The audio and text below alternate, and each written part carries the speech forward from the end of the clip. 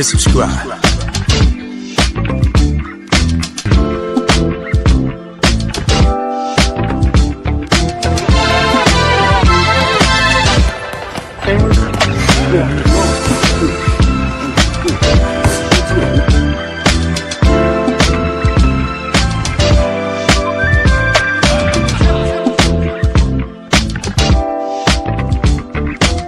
Subscribe to my guy, Uncle D. Tell him Big Bad sent you. Spurling. I'm an attorney here in Houston, Texas, an advocate for black men, largely because I am a black man. I'm a black father, I have black sons. Hey man, I do what I do.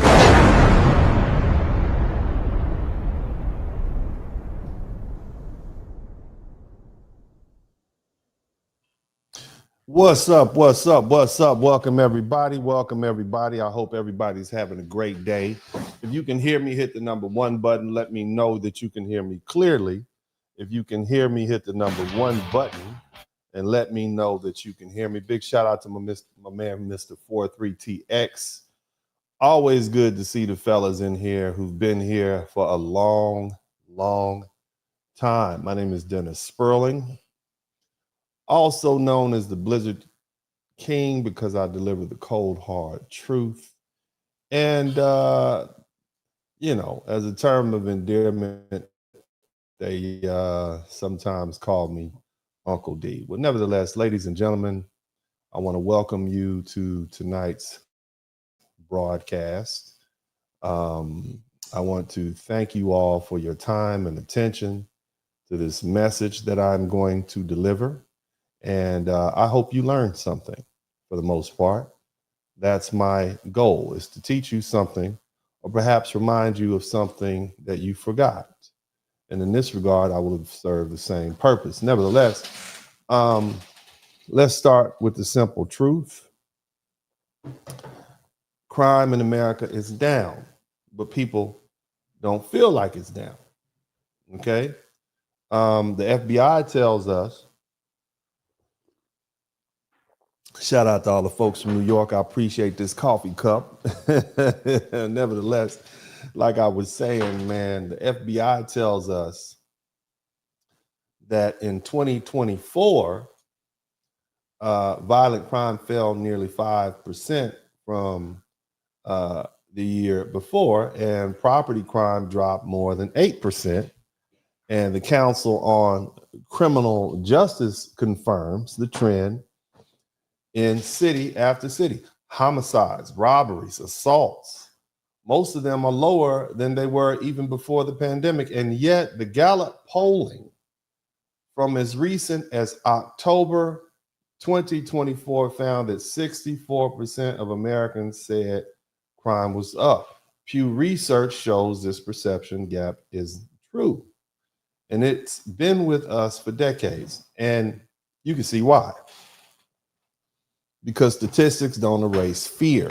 They don't erase headlines. They don't erase tragedies like the one that we just saw in Charlotte, North Carolina on August 22nd, when that young refugee girl, and her name is, I believe it's pronounced Irina Zarutska. I'm going to actually try to pull up some video footage of, well, I'm not going to pull up video footage of the incident that everyone is complaining about because I don't want to see it. But nevertheless, this young woman was a 23-year-old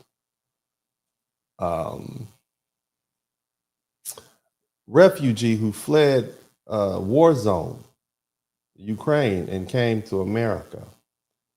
And she was working at a nearby pizza restaurant. And as she entered onto the bus, she took a seat in front of a man named DeCarlos Brown Jr., a young black man, and unbeknownst to her, that was the last time she would ever be alive. And this is her sitting here with the little cap on. She was stabbed to death on that light rail train. And this This man, DeCarlos Brown Jr., had 14 prior arrests. 14 prior arrests. His own mother said that he should have never been free. Okay? He should have never been free to even commit this crime. And this case is already racially, well, it's being politicized, but it's also being racially used, is polarizing. Okay? Now, it definitely has racial undertones because you're talking about the death of a young white woman, a beautiful young woman, 23 years old, killed by a black man with a long criminal history. So it fits all the stereotypes. And that brings us to Washington, D.C. Okay. For the first time in recent memory, I should say, the president has invoked something called the Home Rule Act, which allows him to temporarily federalize the National Guard for the purposes of public safety. Or actually, he's federalized Washington, D.C., and he's brought in the National Guard. And Mayor Muriel Bowser, she then extended coordination indefinitely with the federal law enforcement. This includes the FBI, this includes the marshals, this includes the DEA, includes the ATF, Secret Service, U.S. Capitol Police. Numbers don't lie, okay? And the truth is, whether you like it or not, the carjackings in Washington, D.C., which were getting truly out of hand, are down 53% compared to 2023. And in July of this year, there were only 16 carjackings citywide, and that's the lowest in decades. Now, President Trump says this model should be extended to other cities, including Chicago, Baltimore, New Orleans. And while he talks about crime, his administration is also carrying out these large-scale immigration crackdowns, okay, and what they call Operation Midway Blitz in Illinois, and mass deportations framed around criminal non-citizens. But we all know it's not just the non-citizens, it's not just the criminal non-citizens he's going after. He's going after all of these folks who are in this country illegally. And many of you all agree with that. And the reason I know is because I have polled you here night in and night out. So here's the thing. So the picture in 2025 is complicated. On paper, crime is down, but in people's hearts, they don't feel safe. And they see what happened to that young white woman who was, unalived in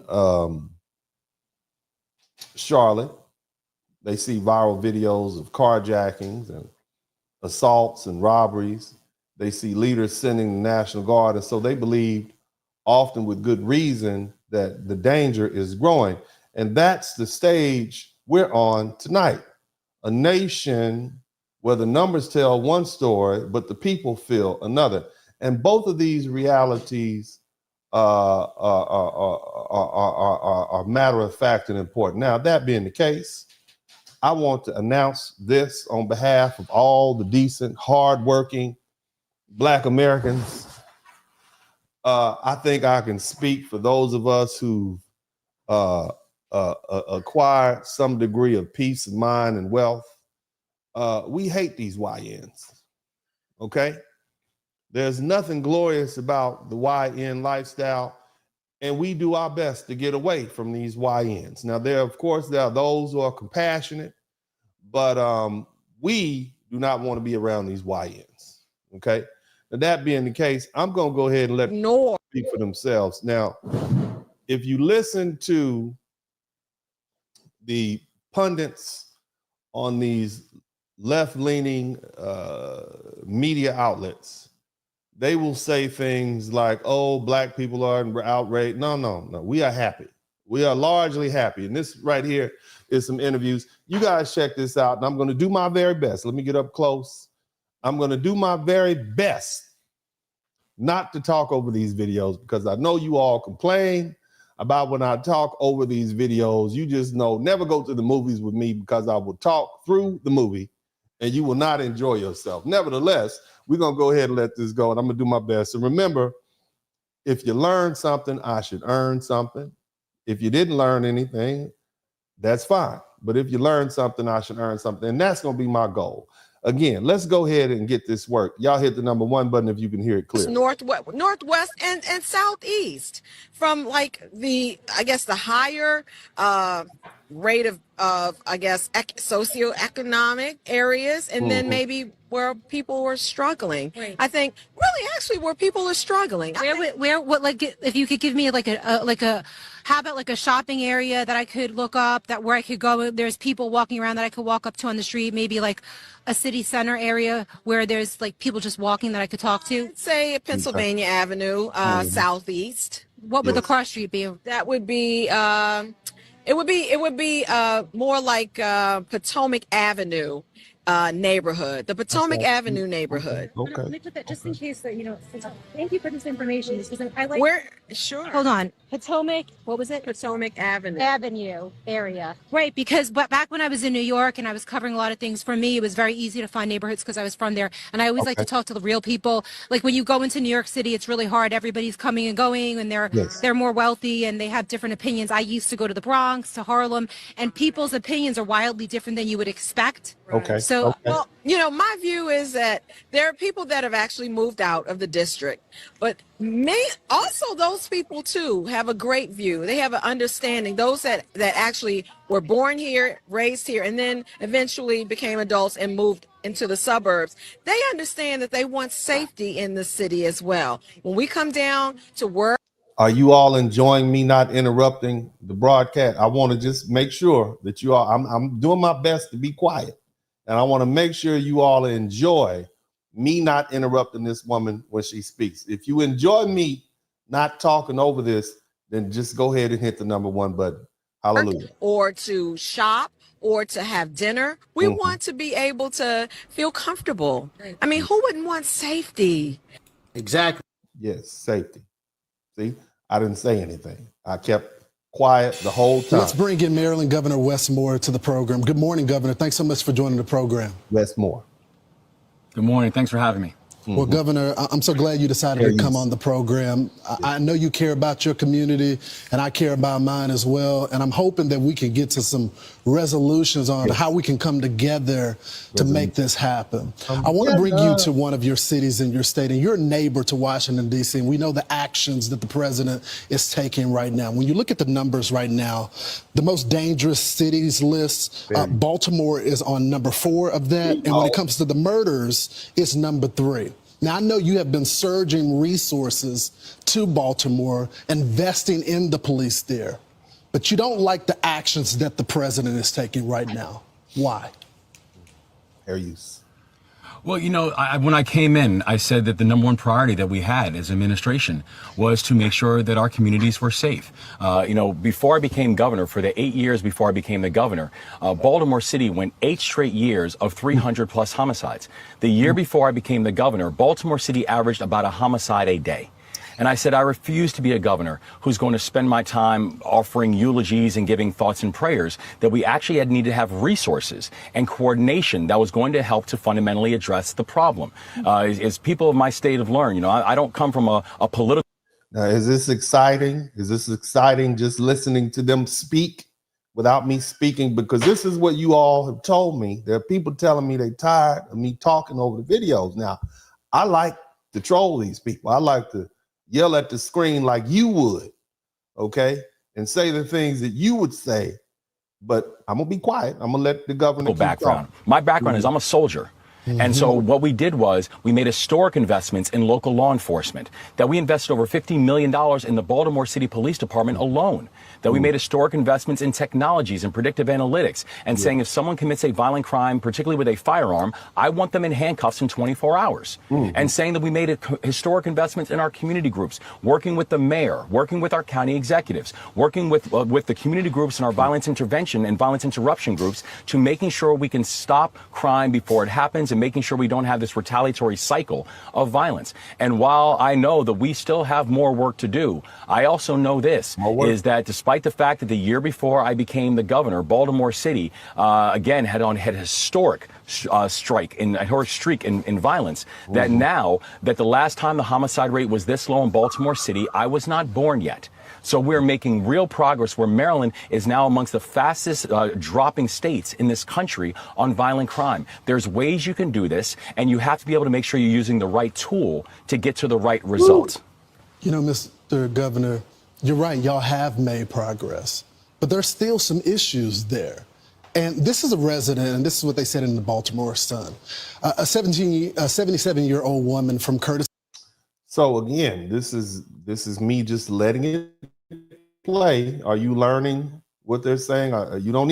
You guys don't want me to interrupt, so I'm not going to interrupt, but I'm going to let them keep talking. Just as so y'all tell me to go ahead and start trolling these people and telling them what you want to say.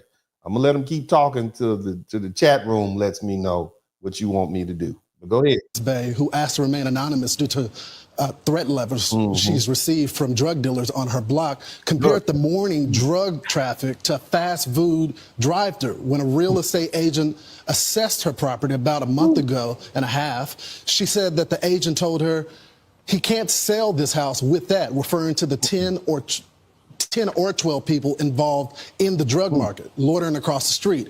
I'm going to get hurt one day. I know I am, she said. But the mayor responded this way, Governor. I'm sure you read the article in the Baltimore Sun yesterday talking about how so many Baltimore residents don't recognize their neighborhoods anymore. What do you say to those residents of Baltimore who may think that citing falling crime statistics glosses over some of the harsher day-to-day realities and needs that they have to their lives in Baltimore, need for things to change even further in terms of just regular drug trafficking?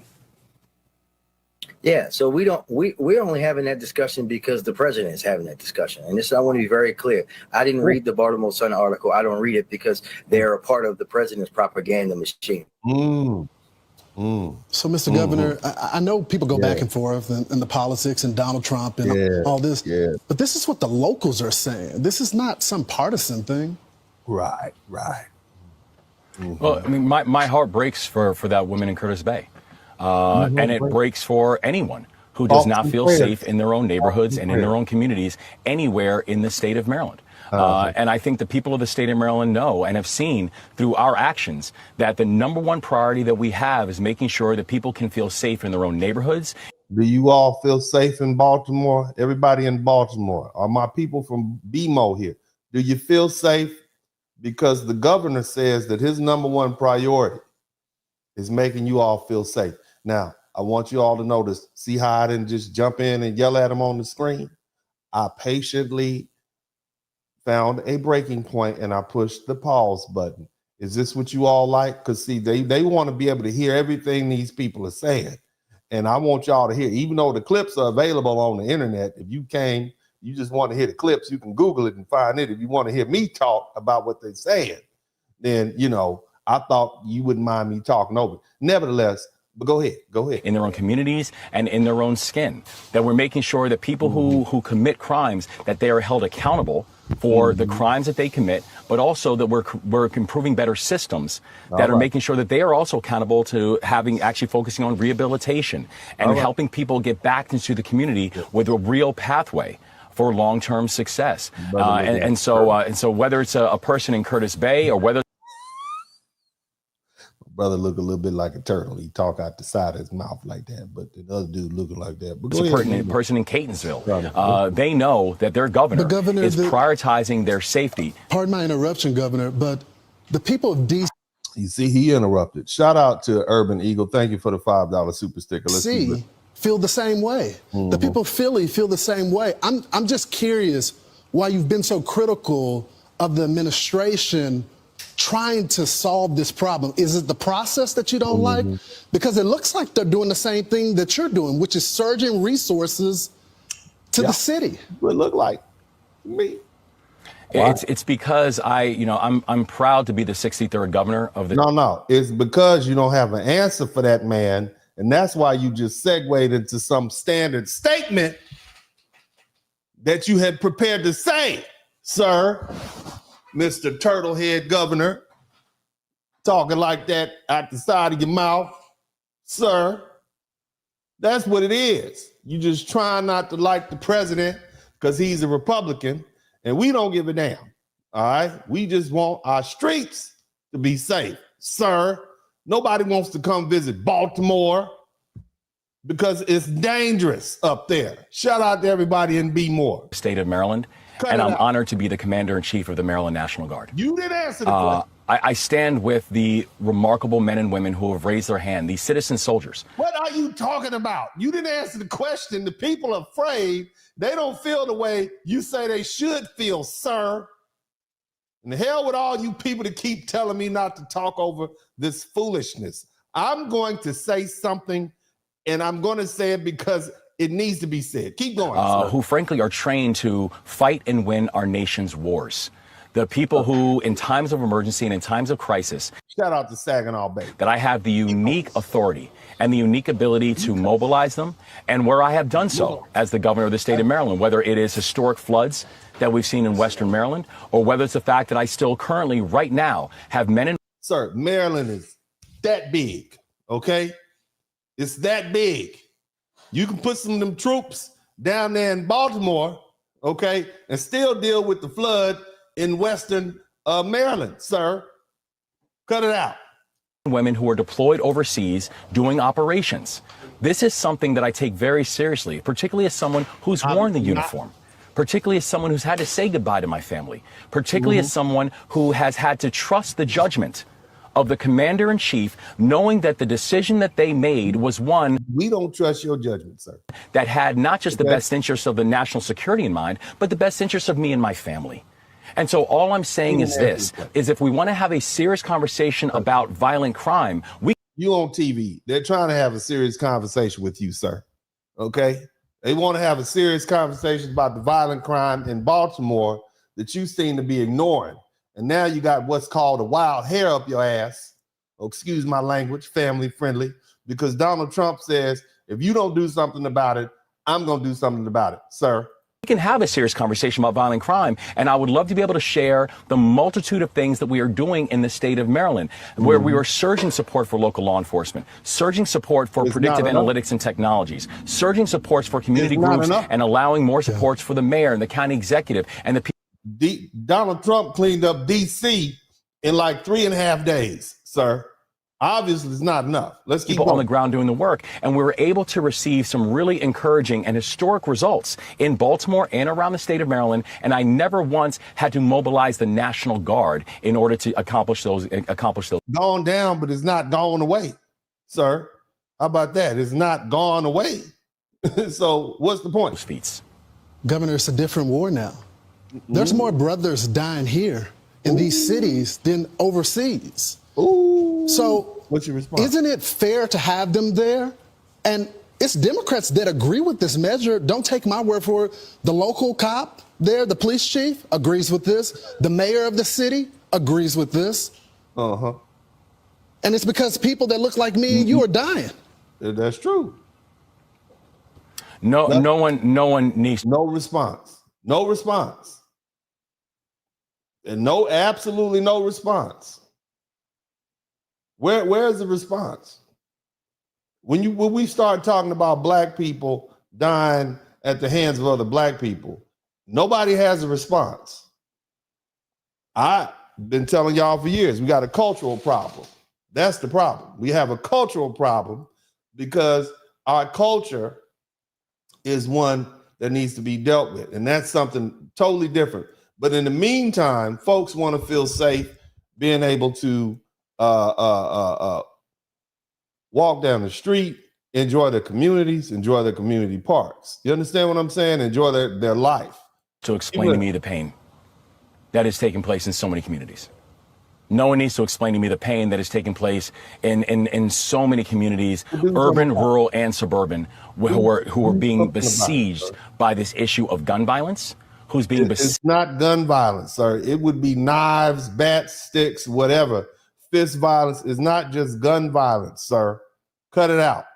Stop shifting the blame. Besieged by this issue of chronically and generationally not feeling safe inside of your neighborhoods. And it's the reason that we have made it our top priority to make sure that people are feeling safe. But I can tell you right now, what people want more than anything in those communities is they don't want performative, they want performance. Right? Well, the carjackings are down in D.C. Can you do some of that, sir? How about do what they did in D.C.? Do some of that. They're not looking for someone to walk around with military fatigues and a big gun.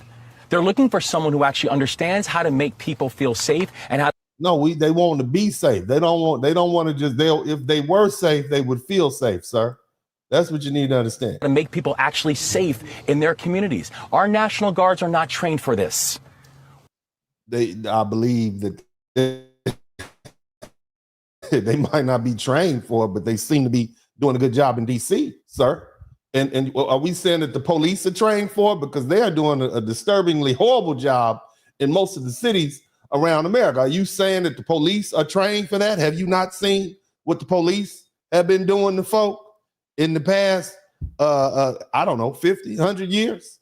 You saying the police are better trained? I would disagree. I'm very specific about my role as Commander-in-Chief of the Maryland National Guard, and we know the missions that they are trained for, and municipal policing is not one of them. So I'll tell you this. this. If we want to be serious about making people safe, let's actually do the things that make people safe. I'm well over time, Governor. I'll do two things. I would ask you, this is going to be only for 30 days until Congress gets involved. So let's see the results. If the results are true, then we stay with it. But I would also ask you, can I come to Baltimore with you? I want to visit the community with you. I've been there many times. We'll walk the block together and we'll figure out all the programs that you have suggested. I would love to meet all of them. But I also want to see the metrics as well. I want the impact to be there, and I hope you'll take me up on that offer. I would be honored to take you up on that offer. We are walking our streets all over the state all the time, and I also know that when you look at the cost of this National Guard deployment, we also have to understand there's a real cost to it, not just a financial cost, but also an opportunity cost, because when we have real tragedies and real disasters that our National Guard has to respond to, they're not going to be able to because they are currently doing municipal policing operations, and that's not right. I got to go, Governor, but there's a disaster happening right now, and we got to focus on the crisis right now. All right, brother. I'll see you soon. Governor, I appreciate the time. All right. Thank you so much. You got it. This for all the black women who hit my page that think somebody's hating on Jasmine Crockett. Let me explain to you my problem with Jasmine Crockett. All right, so this is where we start talking to regular people about how they really feel. Now, the reason I brought this up is because you're going to hear this young woman speak before she began to try to appeal to the ratchet part of our culture. And I want you to just see the difference. Keep in mind, Jasmine Crockett comes from an upscale, wealthy family, and she does not talk the way you all have been seeing her talk lately. And it has a lot to do with the culture. Well, let's listen. Listen to this video. This is right before she got into Congress. Listen to how she speak and how she carry herself. Listen. You're a state representative, and now you are running for Congress. First of all, it's good to see you in the new year. You know, no one could have told me that when I went down to Austin, now it looks like a little bit over a year ago, that I would be running for Congress. Just not just polite and well spoken she is, sitting there with her legs crossed and her just look at that. That's not what my plan was. But what I've always decided is that I would step up when there was a need. But when she called me and said, I think it's time for me to retire, and you're the one that I believe should take my seat, I really was kind of caught off guard.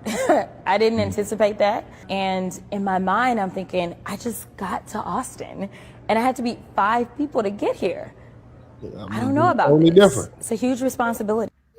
She went from that. You see how proper Wretched English she's Jasmine speaking, Crockett. Yes, how we well do. she's carrying herself. Yes, we She do. went from that to this. Thank you so much, Morgan, because we in these hot ass Texas streets, honey. Just Y'all know we got Governor Hot Wheels down there. Come on now. This disrespectful. This is And this the is only primary thing issue hot that we about him have. is that he is a hot ass mess, honey. If this is now, I want y'all to understand yes. something. If this is what our educated elite and our leadership are doing, imagine what the YNs are doing. Imagine this is where they get their cues from. Oh my goodness. Listen, I know that I have arrived. We're gonna move on past that. Let's get on down to the nitty gritty. I wanna ease on down and let the people begin to speak. Y'all hit the number 1 button. And let me know if you can hear these folks clearly as they commence to speak. Go ahead. Housing. He say the waiting list is long, it is creating fraud, and it's a waste of spending. So let me talk about this.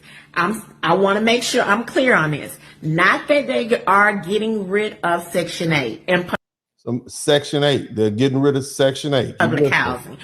I want you to keep in mind, and I'm going to talk about this broad. This is going to be talked about. Getting rid of Section 8. Okay. There's a reason why we had Section 8, and originally it served the purpose along with all the other welfare programs. What they want to do, and it has not been finalized, is proposed, is that they want to put a cap that you can only stay on Section 8 for 2 years. And it does not, I repeat, does not affect disabled or elderly. It's Miss Cassie Levitt. You want to know her. She is over public affairs for HUD. She said, able bodies should take your ass to work. Uh-oh. She ain't said it in that tone, but that's what she mean. She said that if you are able bodied, you should be able to work. And you should not be on public assistance. Hey, it's happening. Behind closed doors. It's happening. According to her data, she says it's data to support that, to back it up, and that's where they want to go. They want to keep people off of public housing and Section 8, and for them to go back to work and find their own way. But it will open up the waiting list for people who have been on the waiting list of trying to get on public housing. Yeah. This is just where we are, and it's happening. Hey, don't kill the messenger. I'm just telling you of things and policies that are happening behind closed doors. But let's have a discussion and tell me your thoughts. Talk to you later. Getting rid of it. They're getting rid of it. Keep listening. Let's talk. Keep on talking. Yo, one of the reasons Donald Trump is able to do what he's doing in D.C. with the military takeover there is because the majority of white people are okay with it. And I'm not only talking about MAGA Republicans. The majority of white people are okay with it or indifferent to it. Not all. Gotta say that on the internet because people go crazy, but most. And let me tell you why. I would argue, brother, that there's a lot of black people who are okay with it also. And when they say okay, he's talking about using the National Guard to clean up some of these ghetto hellholes that we have going on. I'm absolutely certain that if the National Guard can do something about the crime in the black communities, at least slow it down for a month, we'll be okay with it. The only people that support these YNs are the baby mamas that gave birth to them and the YNs themselves. The rest of us hardworking black people, we don't like you. We're tired of you, and we've been tired of you for a long time. Let's keep listening. The over-policing of black people is as American as apple pie, as they say.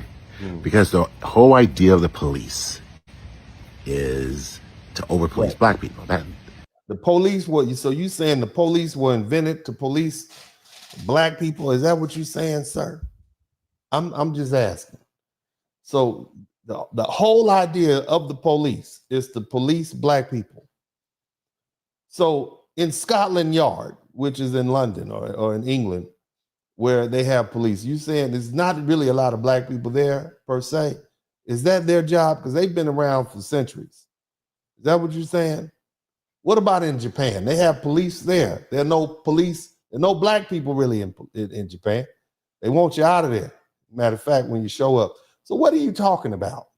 And see, this is the problem that I have with a lot of these black people who, and you don't know where this man is from. You don't know what his heritage is. A lot of these immigrants especially, they don't even like America. Okay, and they're just here to cause trouble. The main folk that's quick to call you a sellout or something like that, oftentimes they don't even like America, and they need to go back to the country that they came from. I just want you to understand something. Let's keep listening. That's their main function, no matter what else you think. That's why they were created as slave catchers, and that's why they're there now, to protect white people against black people. And as a matter of fact, so when we talk about the gangs of New York, back around the 1800s, there weren't really any black people there in New York committing crimes, but they had criminals who were cutting up the Irish, the immigrants. So you saying, is that what you're saying, sir? I just need to understand, all you folk in the chat room who are trying to convince me that the police in the United States was solely invented to police black people. Where is your historical data? Are you familiar with, we have always had police in every society that has existed. There's always been police. What are you all talking about? I'm just saying, if we're going to speak honestly, let's have an honest conversation. Let's keep going. that's all through law enforcement, right? You can't be elected to a district attorney job or a sheriff job without running on one single platform, tough on crime. And crime means black people. It doesn't matter. Crime means black people. So even in the states where there are no black people, is that where the crime? I'm just helping because the last I checked, there was more white men in prison than there are black men. I'm not talking about percentages and such. I'm talking about the actual bodies in prison. There are more white men in prison than black men. So what exactly are you talking about? And here's another one to hit you in the craw. More white men get unalived by the police every year than black men. So are we going to have a factual conversation? Or are you just going to go over that same old rhetoric? Because see, I'm in law enforcement. I'm an actual attorney. I've actually studied these things. I speak to the people who deal with this. So I just want to have these. Why is it that we always have this knee-jerk reaction where every time there's some law enforcement, you always got these black folks, especially these liberals, who pop up and say, oh, no. But they the same one that complain when their property values get dropped. They're the same ones that complain when bad things happen. Who's the first person they call? Police when they have a problem. I'm just saying. I'm just throwing it out there. I want y'all to listen. Whether the statistics are true or not, that's what it means. And that's who gets elected. I'm not just talking about sounds like you're just making it Southern or all white cities. You go to the most liberal city in America, and your DA and your sheriff ran on tough on crime. Every single one. And most of white those America cities wants that. They want a barrier between them and black people. And that barrier, the protectors of that barrier, are law enforcement. And so we have a society that's built around honoring. Now, what black people are you talking about? Again, I hate when people begin to speak about the Black American experience, specifically the foundational Black American experience, and they don't know anything about Black American history. Because see, black people have been in this country before most of these Europeans showed up. In addition to that, there have been black people in cities like New York and Chicago, and all these cities in the Midwest. And we had Detroit, we had very successful enclaves of black people in places like Los Angeles before slavery ended.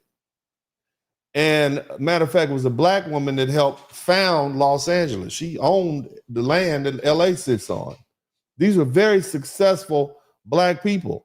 And largely, and I'm talking about places like Detroit, we were already integrated, if you will. Black people were acculturated. It wasn't until after the first migration that came up after the end of slavery that you had an influx of black people who came in from the South And then the white folks said, no, those black people are not like the black people that we have here.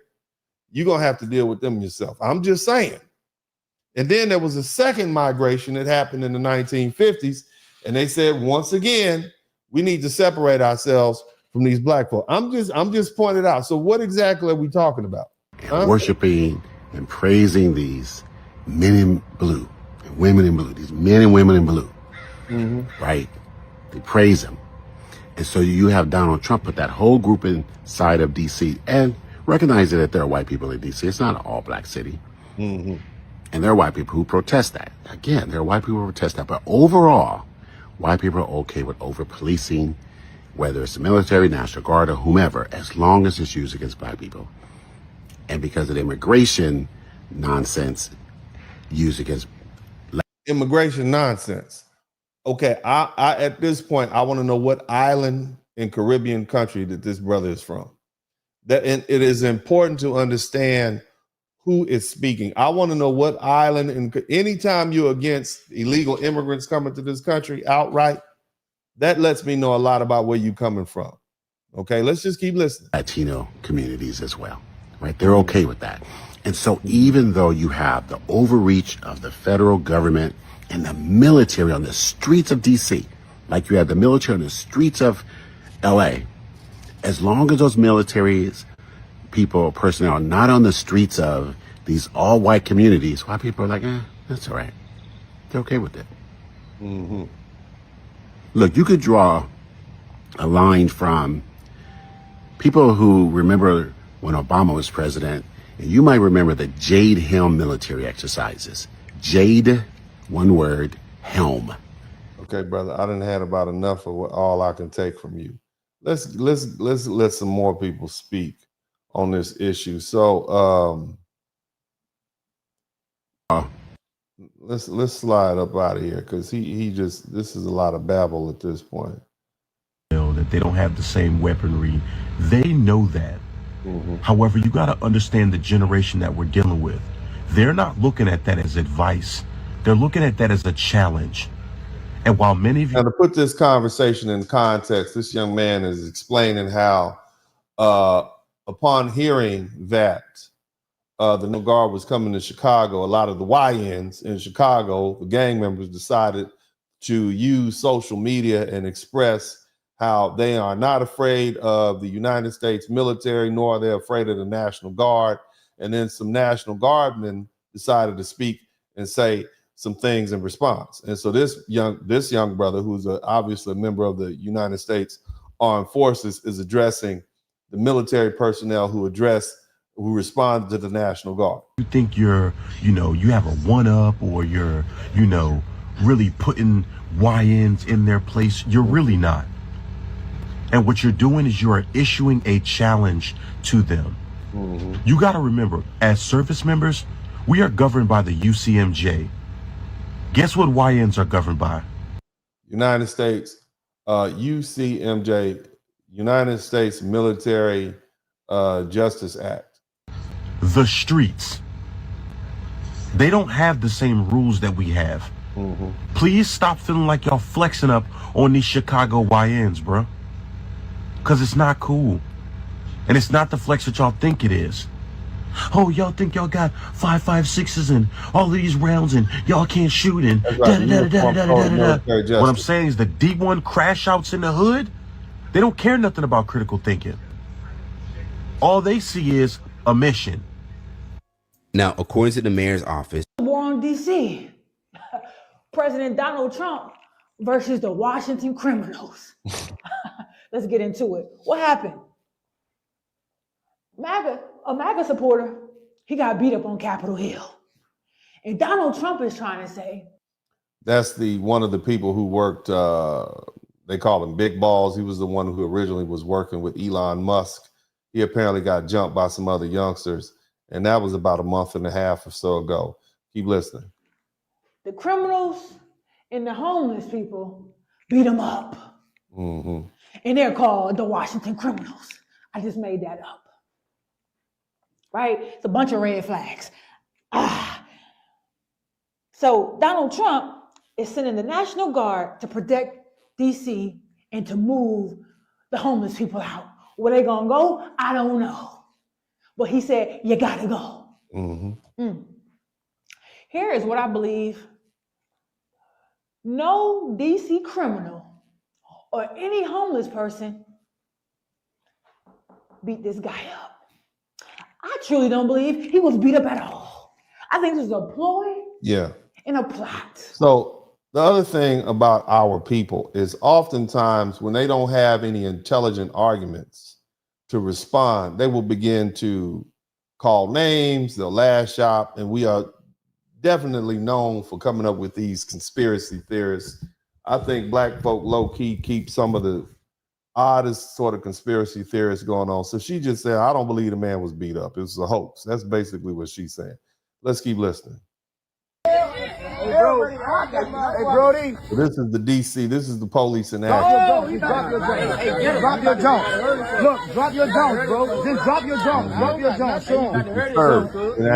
Bill, don't hurt yourself, Bill. All right.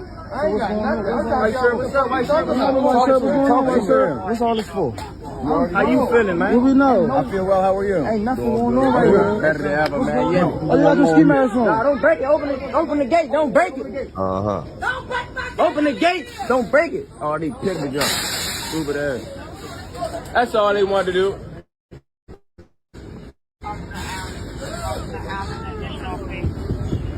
Back up, my guy. I ain't doing that. I'm just recording for my safety. That's all we doing. We don't want no problem. Look, we don't want no problem. He is wood truck. Oh, he got his hand on it. Look, you don't want no smoke, Brody. Oh, wood truck. When you get hemmed up and knocked on the ground, now you want to play victim. I'm just saying. Yes, he did. You see the mic rolled right over there. and put in handcuffs and hogtied and thrown in the back of the damn patrol car. Now, now you're a victim, right? Now you want the rest of us to come out there and pay for your bail and your fees. I'm just saying, I'm just pointing.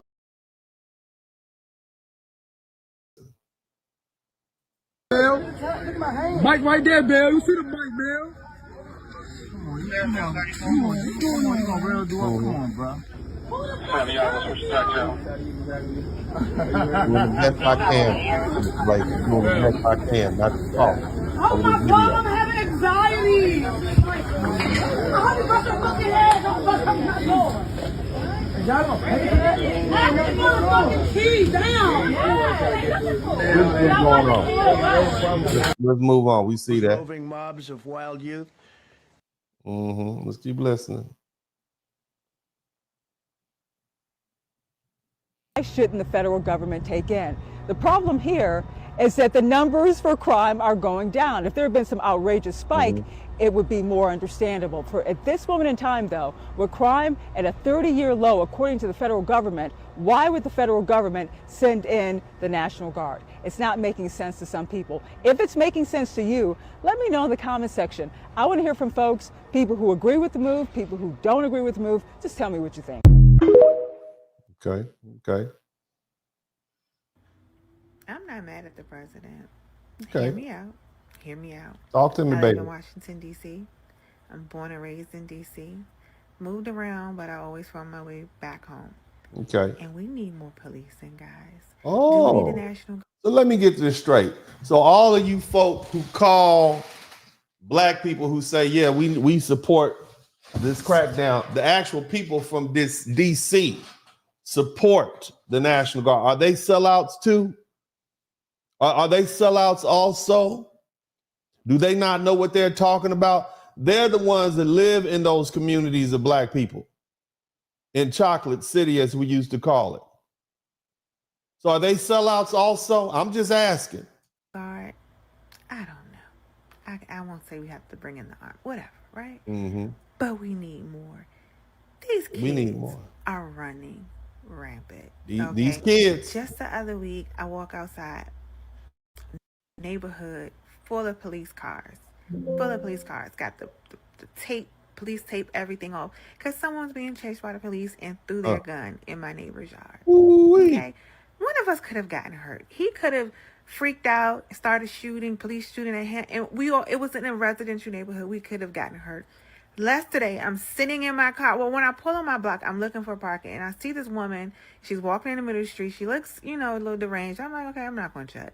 I see her pull on the car door, so I'm thinking, oh, maybe she's getting ready to get You hear what this sister's saying? Somebody had a gun. It was obviously a young black man had a gun, threw the gun in the bushes, running away from the police. And we're just not supposed to do anything about that. I'm just saying there's something we can do about it, and we're not supposed to do anything about it. Let's keep listening. And I was actually going to wait for her because I was going to take her parking space. But then I saw her walk off. I'm like, okay, whatever. Think nothing of it. Park my car, sit in the car, getting ready to go out. I hear my car door opening. Look up, and it's the homeless woman that I saw. And I went off. We have a homelessness problem in this city. Yes, they need more resources. Absolutely. Rounding them up and just throwing them in jail or wherever you're going to take them is not going to fix the problem. We need more resources for the homeless. But that doesn't deflect from the fact that it's a problem and something needs to happen. Crime is out of this world in D.C. And I know people are posting videos like, this is the D.C. I live in. Where's the crime? You're in Georgetown. You're in Columbia. You're in Columbia Heights, which it goes down to Columbia Heights too, depending on where you are. You're in the Petworth area. You're not in the areas where the majority of us live. So stop it. And I don't even live in the worst part of D.C. I live in Noma. And it still goes down here. So I am not mad at the president. Send it in. We need more help. We need more policing. This has to end, guys. Seriously. This is the new Washington, D.C. Before I left, there was a homeless encampment. It's no longer there. It's been cleaned up.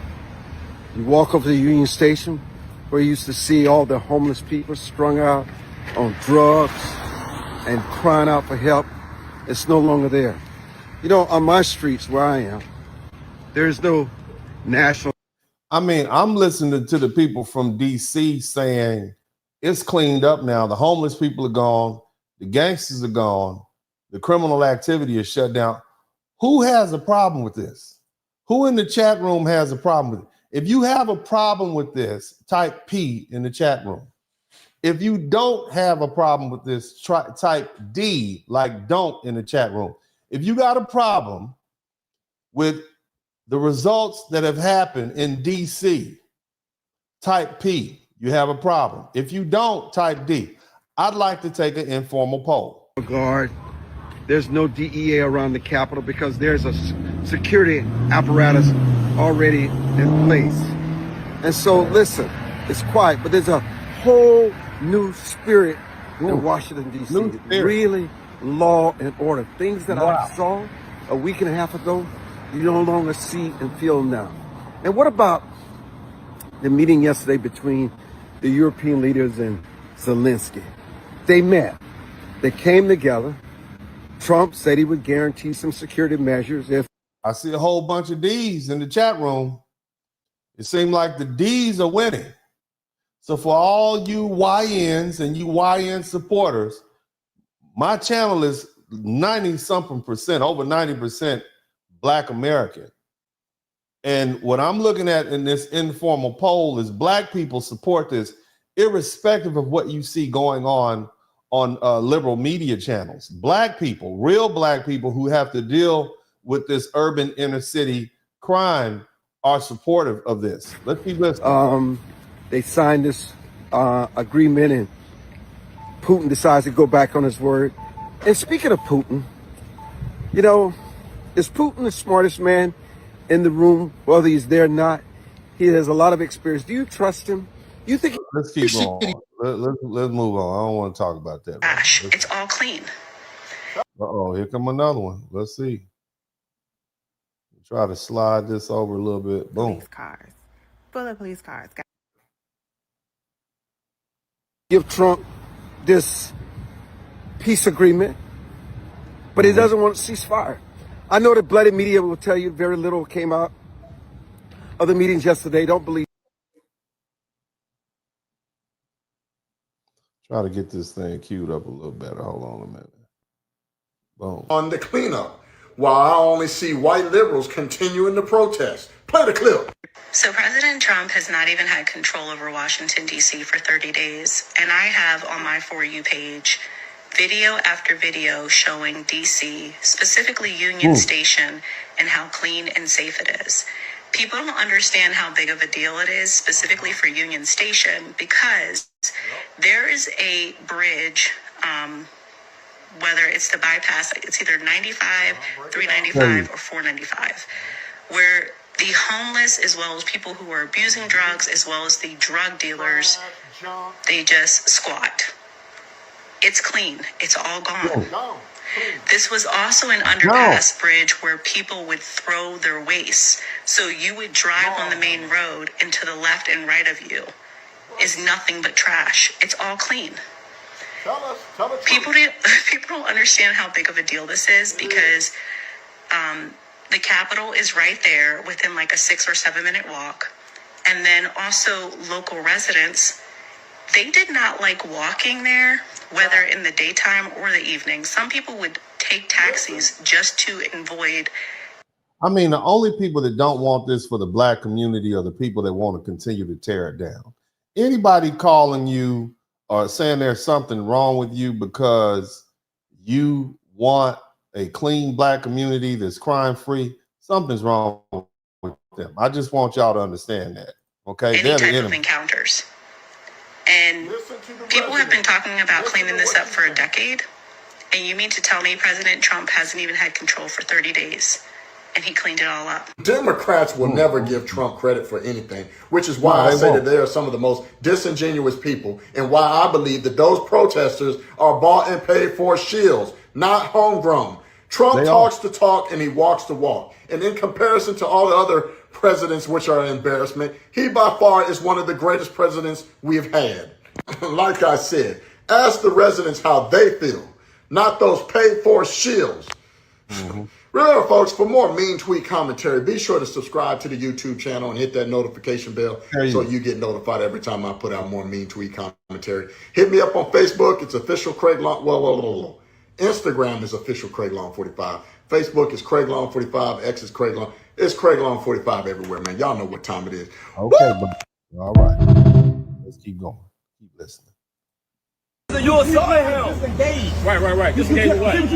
So you think you can threaten a police officer, right? You think that's okay, right? You were standing right there with your buddy. No, he was telling you the whole time. No, he wasn't. No, he wasn't. He wasn't standing right there. What are you talking about then? I've been taking my last time I seen you. I've been in front of you. I changed lives right here. Literally. Supervisor, you okay with that? The supervisor standing right here. You actually threatened in front of the supervisor, though. I got people talking. This is wrong. You come around here starting stuff. We got data to prove it. We got data to prove it. What you talking about? You come right here. You told one individual. If I catch you, get all this on camera. You see that? You see all this? What is that? What? See all this? What? Eating out there, right? No. Eating there. Y'all know because I was out here yesterday. When I said stop sitting on the sidewalk and stop blocking passage. No, I didn't start nothing. I came out here and I told you yesterday. Stop blocking passage. This man is just telling you, get off the damn sidewalk and stop blocking the passage. And you want to argue with him about that. I said, do not block the sidewalk. Do not block this business. I told you that. Okay. I'm going to come out here every day and do the same thing. The cop is saying, I'm going to come out here every day and tell y'all to stop blocking the walkway. Standing there interfering with people in the walk. Matter of fact, I'm going to say it like this.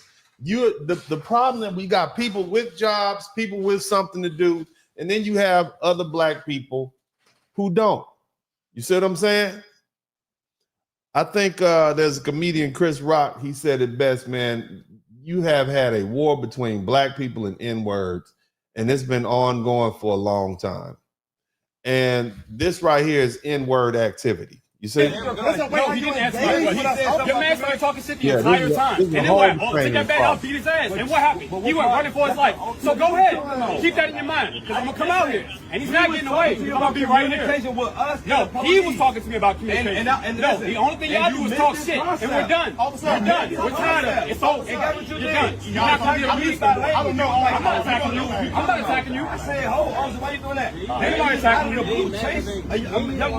wasn't out of the blue. It's funny how it's out of the blue when you don't remember nothing else that happened. Because it was you. You initiated everything. When did I say I was going to beat his ass? He's supposed to initiate everything. He's the police telling you to get off the sidewalk, brother. And you know, that's what he's telling you. Okay? You attacked him. Doing the case where he was telling you about police officer getting out to address y'all and tell you that you cannot be out here breaking the law. I told y'all already. Exactly. You weren't out here yesterday. You weren't out here yesterday. You do hang out here. I don't hang out here. We tired of all this. Every city should want that. But liberals and so-called pro-blacks are against it.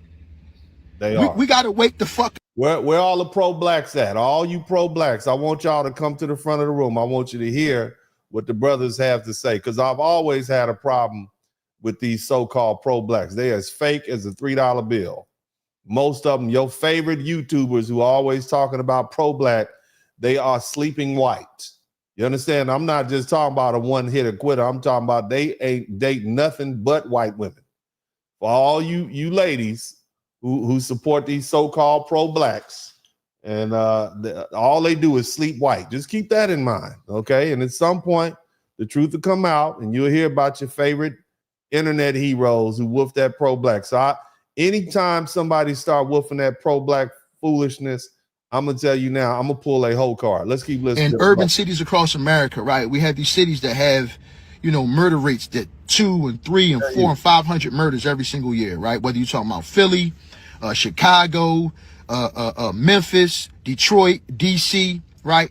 And right now in DC, right? DC is a city that's a majority black city, nicknamed Chocolate City, right? Black people die there on a regular basis, right? There hasn't been a murder there in 2 weeks. And I can't find one liberal or one so-called pro-black that's happy about it. Right? Listen to what the brother said. There hasn't been an unalivement in DC for 2 weeks, and the pro-blacks have a problem with it. You got these people are basically shut down the black on black crime, and you got people in the chat room, my chat room, who are against other black people who support that, who support black people living on and being healthy and not being unalived by other black people. Just think about same people that run around acting like they got all this love and concern for the black community.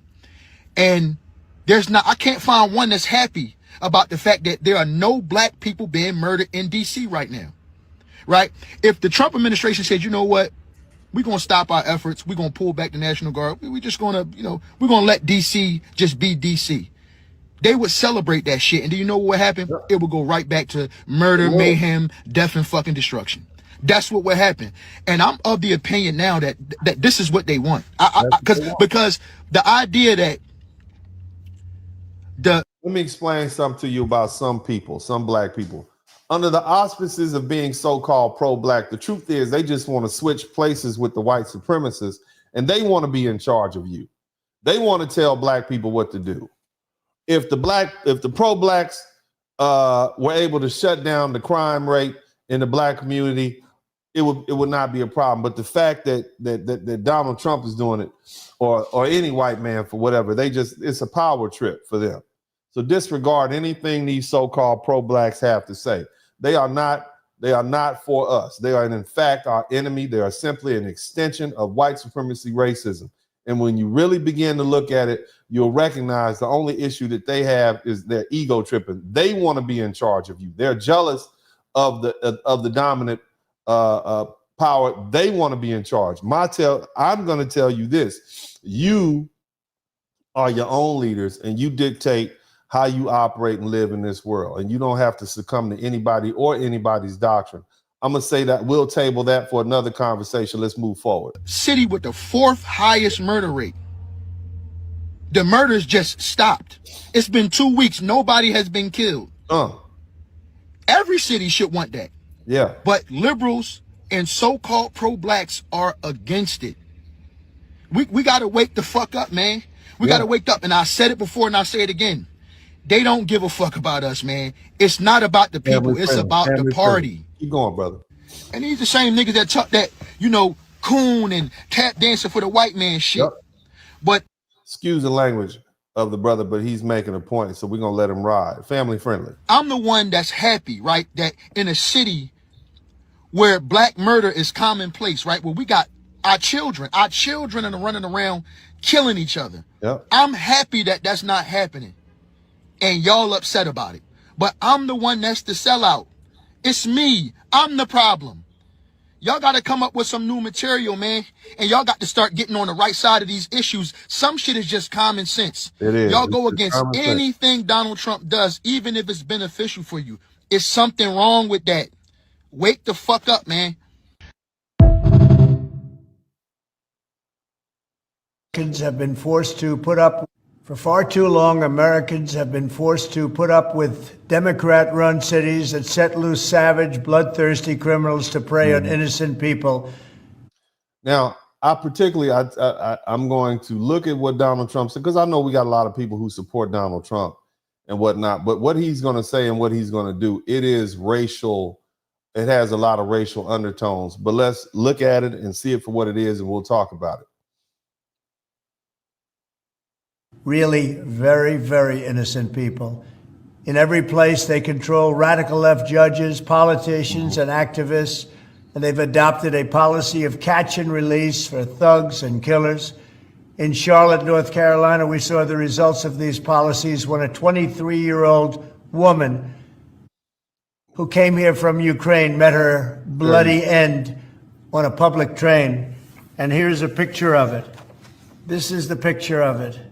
Now he's showing this is from the White House. So he's showing the nation this poor little white girl and this big bad black man hovering over him with an arm stretched out with his presumably the knife that we've heard about. Let's keep listening. And this is a picture of the woman, a beautiful young girl. Before she got into Congress. Not just a picture of the woman, Donald Trump. That's a picture of the man who committed the crime also. Okay. And this is a picture of the woman, a beautiful young girl that. And they got a picture of this YN who actually has mental issues and been arrested 14 times. And so this is some racial dog whistling right here. Now, again, I think we all understand that this is red meat for the racists amongst us here in the United States. But it is what it is. You see, it is what it is. And this is something we have to deal with.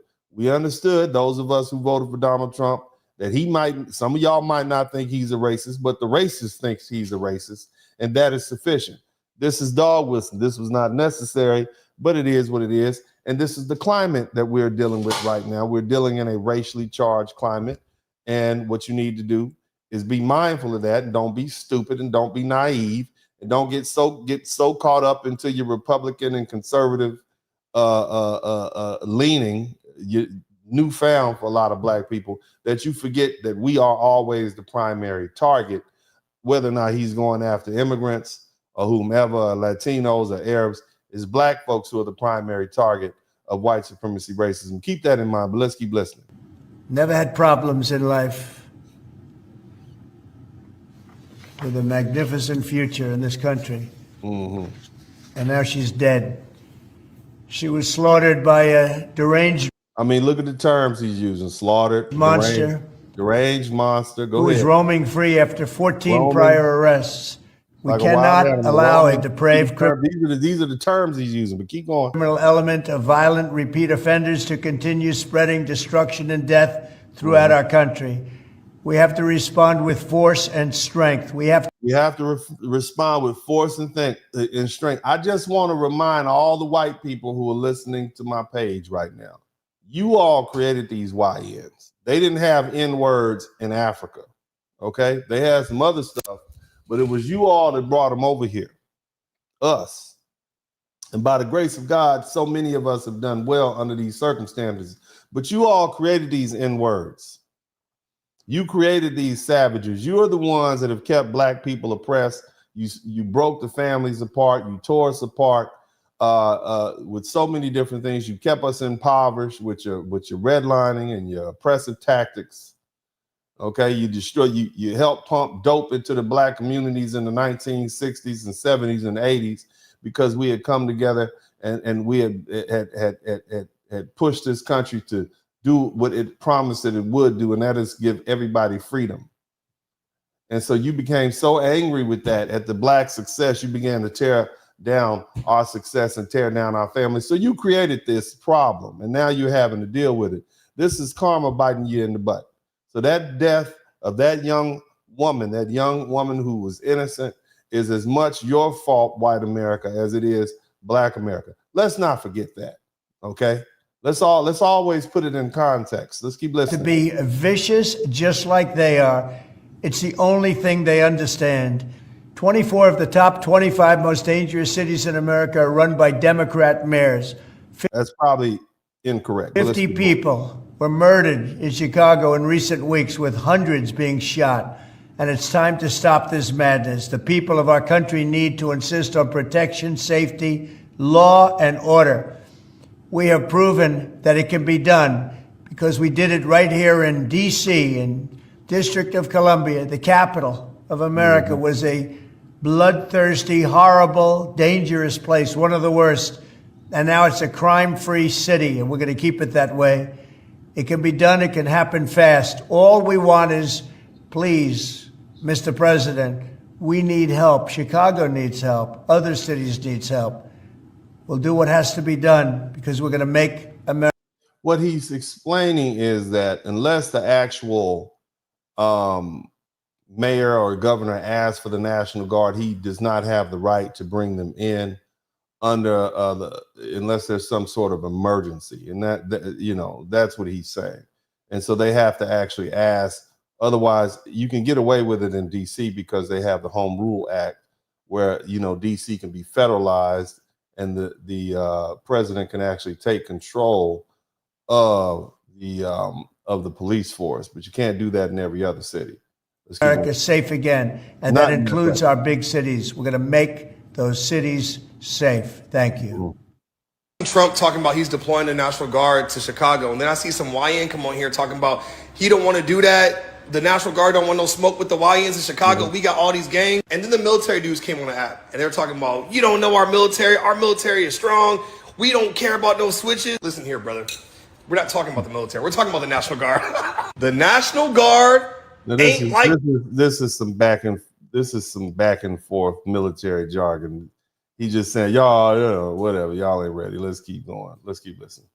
I like this brother. I like what this black man has to say. You keep listening to him. This video is a little dated, but this is his encounter with a Chicago YN. This is a regular, hardworking black man. Hey, what the fuck you doing with that blue on around here? Listen, he's basically saying he's at the AutoZone or something like that. I'm going to try to get it right back to where it needs to be so we can listen to what on the gangs of Chicago. God, I tire shredded on expressway, motherfucking window broke. Fair use, family. Got that shit fixed. Can't see through that motherfucker. That's how I like it. Anyway, come to AutoZone to pick some shit up. So, I'm coming out the store. I'm minding my motherfucking business, right? Little young dreadhead ass nigga started walking up to me. Now, I see why white people so stereotypical of these fucking niggas.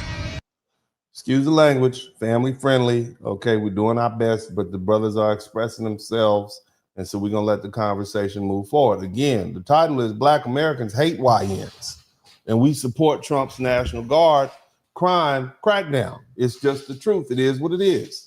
And there's only a select few people who actually support the thuggery and the foolishness going on in the black community and by the people doing it.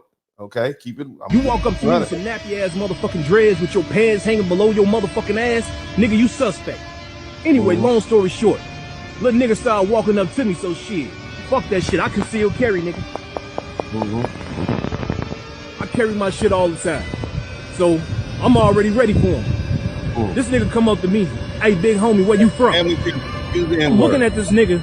I ain't say shit. I kept walking. What he say? Hey, I said, where the fuck you from? Say, who the fuck you talking to, nigga? So now you got this young man hitting up a black man, older black man, about what set he's from. You see what I'm saying? And it's really pretext so he could just try to rob him for his watch. That's what's going on. I'm talking to you. Like, man, what the fuck you doing with that blue on around here? Say, nigga, blue? You mean my motherfucking coat I got on? So my man like, yo, you can't be wearing no motherfucking blue around here. Nigga, what? Dude, I'm a grown-ass motherfucking man, nigga. I wish the fuck you would come at me on some color shit. So he started reaching in his little pocket and shit. When he reached in his pocket, I pulled my motherfucking thing out. He gonna bag back real quick. No.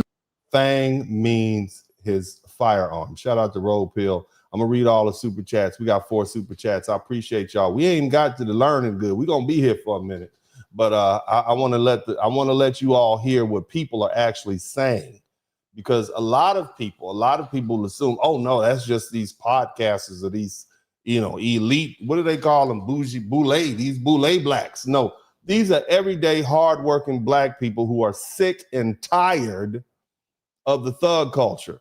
We are tired of it. And you talking to somebody who was raised around these folks at the worst of worst times in the 1980s and 90s in South Central Los Angeles. Okay, so I know what I'm talking about. All right, we are tired of them. We were tired of them then, and we're tired of them now. Let's keep listening. No, big homie, it ain't even like that. It ain't even like that. Man, I was just playing. Nigga gonna say, oh, that's a nice watch, Joe. Yeah, that watch right there. I bet, motherfucker. So, no, big homie, it ain't even like that, Joe. You know how it is. No, I don't know how the fuck it is, nigga. Like but you gonna know how it is. I'm telling y'all. Y'all got kids out here. Y'all better teach your motherfuckers some manners, because I swear to God, I knock they motherfucking shit back. I don't bother nobody. I don't fuck with nobody. I'm a family-oriented man. I stay to myself. If you fuck with me, nigga, you threaten my life, I'm gonna blow your motherfucking brains out. Y'all got kids out here. Y'all better teach their ass right from wrong, because I don't play no motherfucking games, you dig? No game. Brother.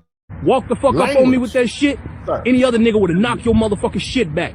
Niggas lucky I got patience nowadays. Anyway, your boy Chicago's very own J Hustle. Moral of the story, parents, you got kids out here, better teach their ass right from wrong, or you coming to their motherfucking funeral. I think it's a political loser to say that Washington doesn't have its problems. The numbers may be going down in some ways, but Washington, just like a lot of other major cities, has an issue with homelessness. It has an issue with people who are addicted to drugs, who are in the streets.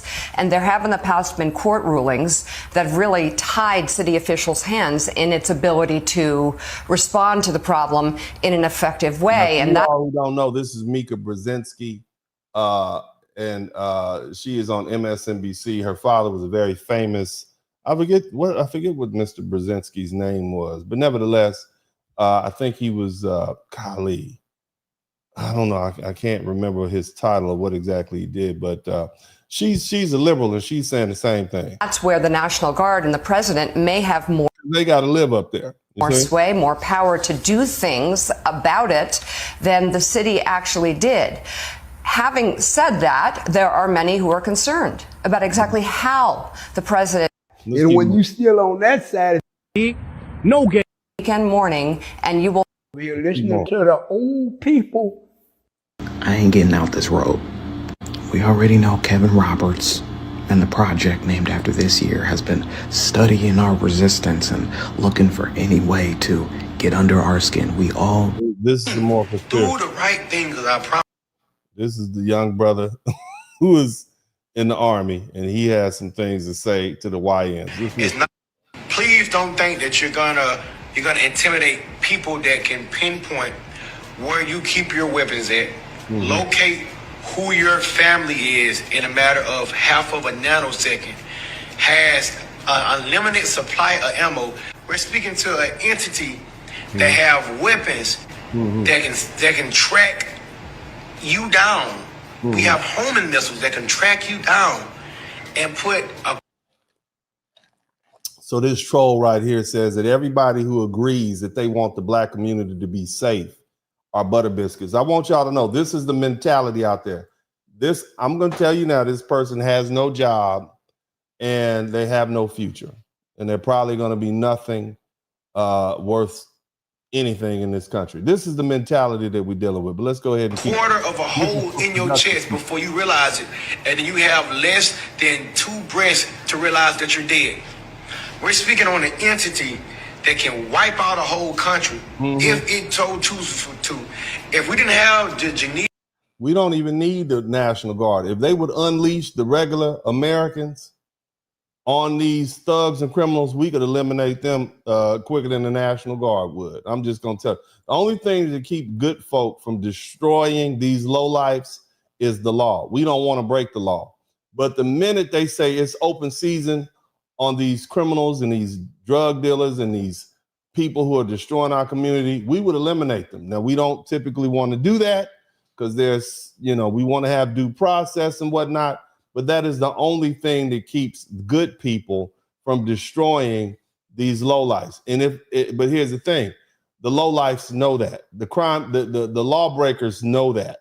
Okay, they know that. They look for the law to save them, right, from us. They expect the law to make sure they know all their rights too. Keep that in mind. Convention and try to do things properly. And what's really fun, like little funny things, like you ever notice? It's not.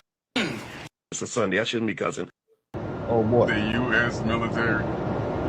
Bro, the military overtakes countries, bro. Mm-hmm. Y'all are a small portion of Chicago, bro. And y'all talk about y'all got switches. A switch is so dumb. A switch is like a waste of bullets, bro. And y'all thinking because it shoots really fast. Bro.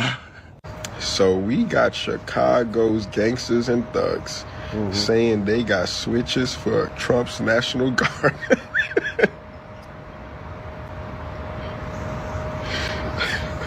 Let's entertain that for maybe 2 seconds, right? First off, you think they don't know what you guys got? They know already. Where do you think those switches came from? I know what's so funny to me is the fact that we got people on TikTok and the people of Chicago saying that they're not scared of the National Guard. Which, okay, you may not be scared of the National Guard or whatever the case may be, but I'm going to tell y'all something. The National Guard definitely ain't scared of y'all, and the National Guard definitely don't mind bringing their ass to Chicago and shutting that whole city down. And the only reason these people saying this is because Trump said that they're going to find out what he did with D.C. and they're going to do the same thing in Chicago. And I guess the people of Chicago feeling some type of way. The dude's talking about some, we got switches, we ain't scared of the National Guard, we got all this, we got all that. As if this not the U.S. military that y'all talking about. I guarantee you, them folks start bringing those tanks and bringing those grenade launchers to the streets. There is absolutely nothing that y'all people can do to the National Guard once they get to Chicago. I'm going to tell you that now. These are trained professionals that we're talking about here. These people specialize in that type of activity in the active war each and every day. How y'all doing today? Y'all staying in that trouble? You got your ID on you, chick? No, I live right here. Okay, cool. It's a cigarette. Did y'all get a call or something about right here? No, so we're doing checks, keeping everybody safe down here, right? Have you heard of the federal surge that Donald Trump's putting out? Yep. No. Right. You don't follow like Code 3 or anything like that people are putting up? All right, so yeah, Trump's got all. Basically, they got boots on the ground. That's what somebody typed. Boots on the ground. Coming together 7 days and going out. Conversation than Amanda. But I saw something there that got me thinking. Are people passing black? You know the way people passe blanc? Pass white, by the way, I'm 3, anything like that people are putting up. So recreational use as well, right? But you can legally possess up to 2 ounces. You can gift an ounce to your boy, right? So if you had 2 ounces and he said he needed a zip, you can give him a zip, but you can't smoke outside. Okay. Amanda Seals on Jubilee debating black conservatives. Perfect casting.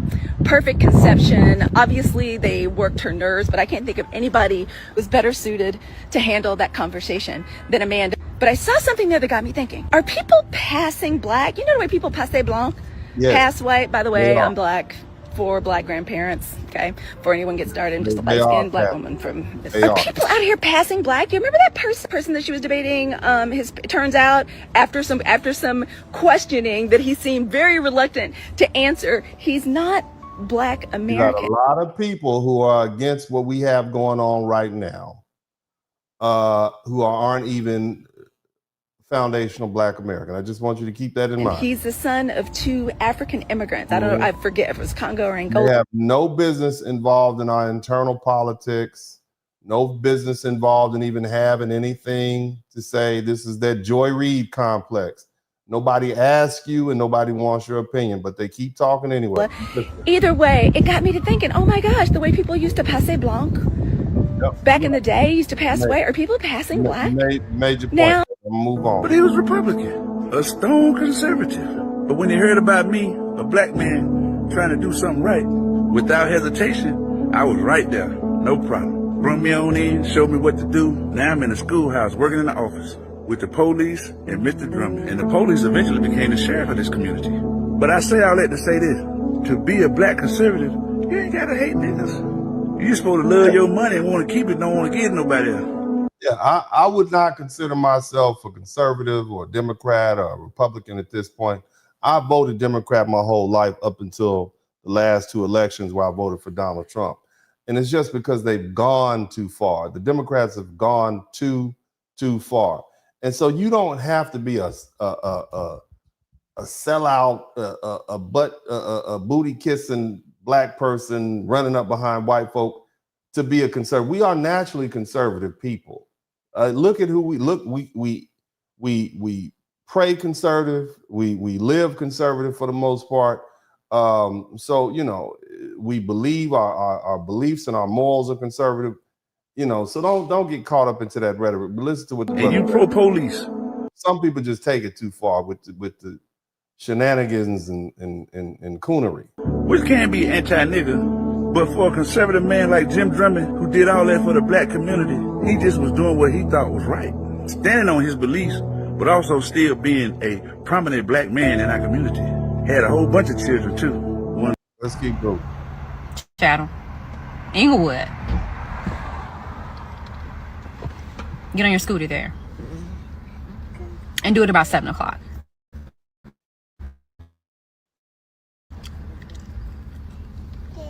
Okay. If you're not going to do that, mind your business. This young lady is actually from, she's from DC, and she's given her opinion and kind of explaining that a lot of these people who are against what's going on are not, they're not even black. I'm gonna let her speak. We don't need the National Guard here in Chicago. They have the privilege of saying that because they keep themselves in their careful bubbles of Lincoln Park, Wicker Park.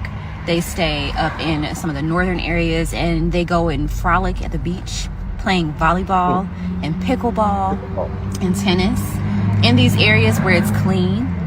There's minimal crime. Of course you feel like we don't need the National Guard because you've never stepped foot on the actual south and west side. Elitist, progressives, and leftist white Chicagoans have the privilege of not needing the National Guard in order to feel safe in their communities. They walk out their door in the morning with their babies to go get a quick coffee and their kid on a scooter with a helmet. That's privilege. That's the same privilege that you claim you want to be a part of unpacking and getting away.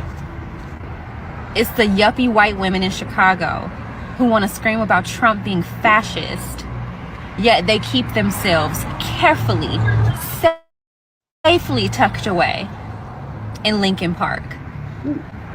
Come to Woodlawn.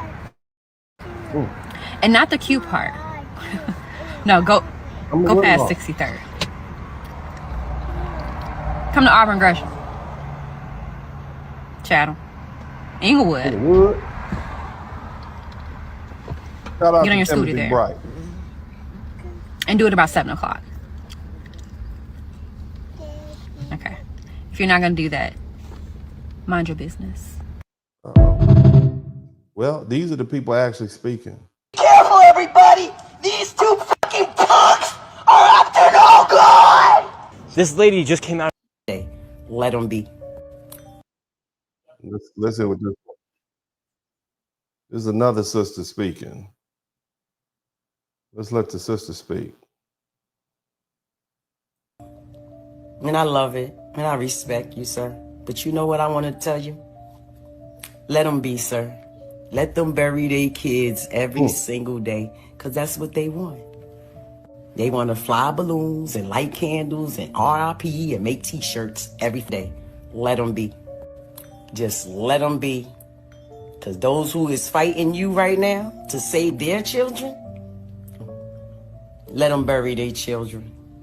Let Ray Ray and Craig and Pookie and Jose and Julio and Ethan and Brad, let them run that. Let them. Because see, those don't love them. They did to take, steal, rob, destroy, vandalize, and unalive their babies. And they know it. They know it. But they love them more than they love their children. So, Mr. President, and I said it, let them go fly balloons every day. They're accustomed to that. They love the criminals more than they love their freaking kids. And these black leaders they listening to, they don't even know. They don't even know. They hate black people more than the white man ever did on this land. They don't know that. Because these black people that's in Democrat Party is not American. They're not us. They hate us more than the white man. So let them go ahead. Just let them be. Basically, what she's saying is a lot of these so-called black leaders aren't even foundational black Americans. And we're all starting to peep that out. Let's keep listening. Let them bury their kids every day. I'm tired. I love this shit. Ha ha. Ha ha. Would you look at this shit? This right here, this is DC Murray Bowser, right? This is the mayor of DC, right? All the donkeys, they running around saying all this shit about Trump with the National Guards, right? Yeehaw. Listen to this. DC Mayor Muriel Bowser announced her safer, stronger anti-crime legislation. So this morning, she went to Capitol Hill to testify before the House Oversight Committee about crime in the district and ways to reduce it. Access to firearms is a national problem, and we need common sense gun reform. We also need this Congress to give the mayor control of the DC National Guard. We welcome your partnerships or non-public safety initiatives as well. What did she just say? She want the National Guard? Is that what she just said? The pretty black lady with the pearls on? Didn't she just say that? Where the fuck was the outrage? Please tell me. Like, I'll wait. Where's all the Democrat donkeys at? Y'all some goddamn imbeciles. Like, the fucking cameras never lie. Like, yo, and they do this shit like it's no record of this shit. Y'all crying about Trump with the National Guard and all that, the DEA and other. But she asked for that 2 years ago to get the guns and all that under control. Y'all didn't say a word. Yeah, fuck with me. I'm surgical with this shit. Got the ghetto gospel. Oh yeah, got the ghetto gospel. Very family friendly. Listen, the inner city of America needs to be dismantled. I grew up in the inner city. I sold all the dope. I committed all the crimes. I did all the same thinking. Trump is right. He needs to go across America and dismantle all of these communities. It's not about black and brown or any of that. You got these white liberals. They're the only ones who are upset that Trump is saying he's going to dismantle the inner city. And these the brother's accurate. Fake upper class immigrant groups are mad too, right along with these white liberals, because they don't want those groups moving into their neighborhoods, period. It's self-preservation. So of course these fake liberals want you to sit in these ghettos and destroy yourself. Of course, since we're talking about equality and equitable equality, not this DEI. Yes, Trump, dismantle the inner city. Chicago, Detroit, wherever you got to go, dismantle all of that. And listen, I want y'all to understand, you got educated black people, uneducated black people, upstanding brothers who used to hang out in the streets, brothers who are former criminals. All of us are saying the same thing. We need to get this criminal activity under control. And who is it that's against it? Who amongst us does not want to stop the killing of black people? Who still wants to live with the YNs doing all this destruction? Who are you people that feel that way? What agency do you belong to? Anybody calling anybody out of their name because they want to stop, they want to clean up our cities that we live in. Man, you are the real sellouts amongst black people. You are our true enemy. And we need to take note of everybody who is against the cleanup of these black cities. We take notes, write down a note. Listen, I grew up in these environments. I'm not no internet figure saying, listen, the youth in those environments are too far gone. You cannot direct them in any direction that is a positive, productive way, but prison, but the graveyard. That's it. And that's the hard truth. And it's not about young black boys. I'm a black American, mom black American, father black American, foundational black American. I'm telling you, I did all the same. It's not about the little black boys too. The Asian kids, the Hispanic kid. Listen, all ethnic groups in the inner city, these young kids are participating in this nonsense. And to be honest, the little black boys don't have access to any of that. It's these other ethnic groups of children giving them all of this shit and then running back to their communities. So yes, Trump, dismantle it. Black America wants Trump to dismantle the inner city, period. And yes, I speak for black America because I am black America and I grew up in those environments, period. That's the bottom line.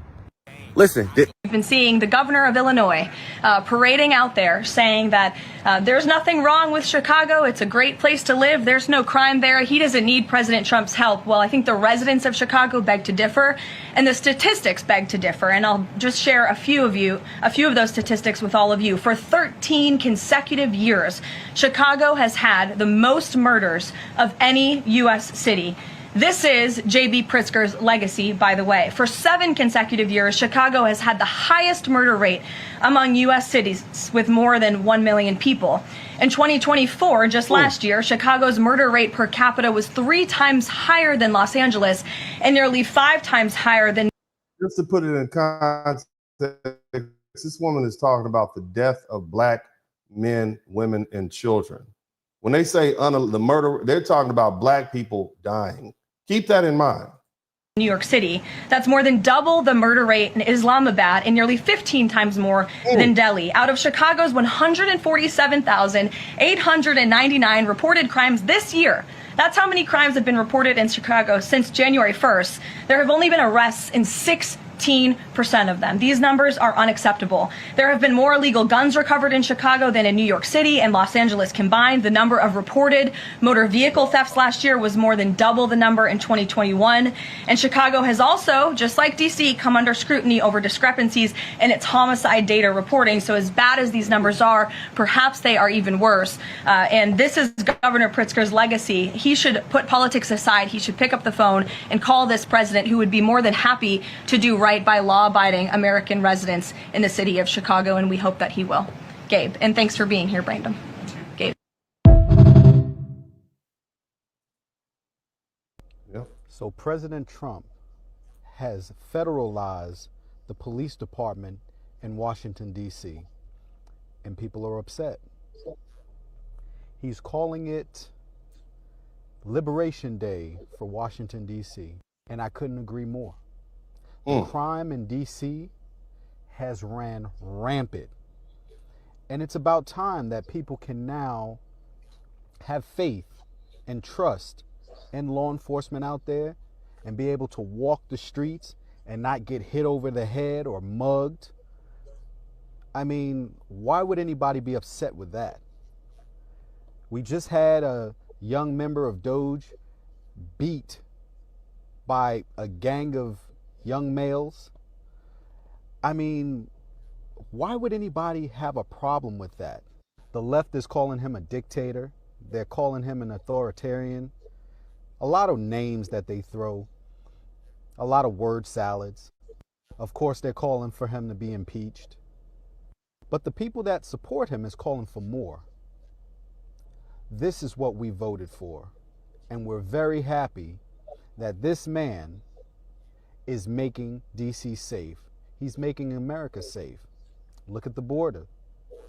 Have we had any other illegal border crossings since he took office? Nah. A big difference from what we've dealt with the last 4 years and who was responsible. All right. I think the point is proven, everybody. So let's just go ahead and get down to what we need to get down to. I want you all to sit back and at this point, it's time for you all to really learn something. You know, we are hour and 39 minutes in. I've laid the foundation. You've heard all these Black voices speak. And what I like to do is put everything in historical context. And I promise you, I'm not going to miss much. Nevertheless, here's the thing. I want to talk about what was going on back in 1972. The United States had a population of 209 million people, and the incarceration rate was 93. And in other words, it was about 93 to 161 per 100,000, meaning there were fewer than 350,000 people in prison, in jails nationwide. Now, by race and gender, that translated to around 75,000 Black men. Okay, this is 1972. This is fresh out of Jim Crow. You understand? All right. On the flip side, it was 150,000 white men. Okay, so it was about 30% Black, 60% white, and there was about 25,000 women in prison. So that's about 10%. By the 1980s, the incarcerated population had doubled to 500,000. Okay, so with Black men at about 175,000. So in an 8-year time period, Black men went from being 75,000 to 175,000, which is about 35% of the population, with 55% white men, which is 275,000. And Hispanic men were about 30,000. Okay. Here's the thing. By the 1990s, the prison population had more than doubled again, and it had got up to 1.1 million. This is 450,000 Black men. So we go from 1972 to 1990, and you went from 75,000 Black men, 75,000 Black men in prison to 450,000 Black men. That's 40%. 550,000 white men in prison, 80,000 Hispanics. So half the population was white men, 450,000, 40% was Black men, 80,000 Hispanic, and 50,000 women. Now, by the time we hit 2000, I want you to keep in mind, we're talking about the mass incarceration. We're talking about the prison industrial complex in full swing. We are talking about the 1994 crime bill. And so I'm kind of laying this out for you all. So now here we go. Let's slide forward to 2000. Mass incarceration had taken a firm hold. The U.S. population was about 282 million. This is 25 years ago. And the incarceration rate was about 683 per 100,000, or about 2 million people. Specifically, 1.9 million people were behind bars. So in a nation of 282 million, 1.9 million were behind bars. If we want to do a racial breakdown, that's 800,000 Black men. Now you had 850,000 white men. So there's always been more white men in prison than Black men. 200,000 Black men, Hispanic men, and 100,000 women. So the split was 42% Black, 45% white, 10% Hispanic, 5% women. So let's go forward to 2008. The reason this is important is because 2008 is the highest rate of incarceration that the United States has ever experienced. We had a national population of 304 million people, and the incarceration rate was 755 per 100,000 people. So out of every 100,000 people, 755,000 were in jail. That's a trip, right? So we're looking at a total number of 2,300,000 Americans who are behind bars. That's the highest in U.S. history. And this included 900,000 Black men, all right? And it included 1 million white men and 300,000 Hispanic men and 150,000 women. Now, I want you to understand something. I want to dispel a myth right quick, okay? I want you to understand something.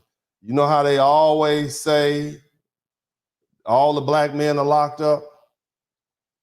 Now, I want you to understand something.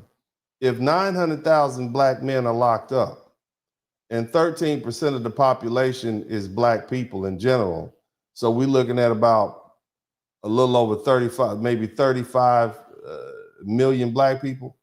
If 900,000 are locked up, that means there's probably, you got another 16, 17 million black men out there. So the truth is, we try to make a big deal about the incarceration rate, but the truth is there's always been black men around. Now, what happened was tragic, but I want to begin to put this in perspective. Nevertheless, at this moment, at that time, 1 in 9 black men aged 20 to 34 were incarcerated. That's a very large number. Now, after 2008, that things began to drop. It began to go downward. So by the time you get to 2020, the prison population had declined to 1.67 million, with black men having only about 600,000 men in jail. White men, on the other hand, their numbers remained the same at 850,000. Hispanic men, 200,000, and women, 100,000. So now by the time you get to 2021, the U.S. population is 332 million, and the prison population, it rose slightly to 1.7 million, but black men, our rate of incarceration was 625,000. So there's only about 625,000 black men in prison right now. And there are 900,000 white men. So the population of white men in prison far exceeds that of black men. So when we start talking about incarceration and prison life, you got to look at it in perspective. Now, on the other hand, there are 220,000 Hispanic men and 110,000 black men, white women in general. But the bottom line is the incarceration rate for black men has gone down tremendously. Shout out to the brothers. Now, the thing we have to ask ourselves is, why did the incarceration rate explode after the 1970s? And, the thing is, we have to look at the fact that from 1972 to 2008, we had what was called the war on drugs. We had these mandatory sentences in the 1970s, especially under the 1980s, what we used to call the war on drugs. Somebody typed "just say no" in the chat room. They had harsher sentencing laws and mandatory minimums, and they had these three strikes policies that were enacted. And these laws dramatically increased the length of sentences, particularly for nonviolent drug offenses. If you had a felony, you had 2 felonies, and you went out and got another one, it could be something as stupid as stealing somebody's bike. Now they're giving you life. That's the 3 strikes rule. Okay. And politicians from both parties embraced this tough on crime platform. And this created a political climate where longer sentences and broader criminal codes were rewarded at the ballot box. And states built prisons at a rapid pace. They enabled higher incarceration by doing so. And so by the 1990s, nearly every state had massively expanded its prison infrastructure. You had stop and frisk practices, which disproportionately targeted black men, especially black and Latino men, and it increased the arrests. Because as the Bible says, seek and you shall find. If there's police contact, they're looking to do an arrest, and oftentimes they will. The other thing is they had a lot more stricter rules as related to parole and probation, and it reduced the discretion of parole boards meant to send people back into the streets. And instead, they just kept them in there. And the result was not just more people being locked up, but black men in particular being locked up at historical unprecedented rates, leading to generational consequences. Okay. So, today, again, as I said earlier, the incarceration has declined somewhat, but in general, but it's declined significantly for black men. Now, in 2008 is when it began to fall off. And the United States did. And I'm explaining this because even though we all feel that crime is outrageous and things are bad, we have less people in prison now than when things were really bad. Okay, so I have to begin to put this in context so you can understand. So let's go on to 2008, which is, almost 20 years ago now, which is shocking to me. In the United States, we had the highest incarceration rate, and black men bore the brunt of it. And at the time, nearly 1 in 3 black men faced the likelihood of imprisonment during their lifetime. And the incarceration rate peaked at staggering levels. In practical terms, in 2008, roughly 3.4% of all black men in the U.S. were incarcerated. Okay, so almost 3.5 black men were in jail. All right, and that means we're talking about roughly 600,000 to 650,000 black men behind bars nationwide, with an imprisonment rate of 3,200 to 3,400 per 100,000 black men.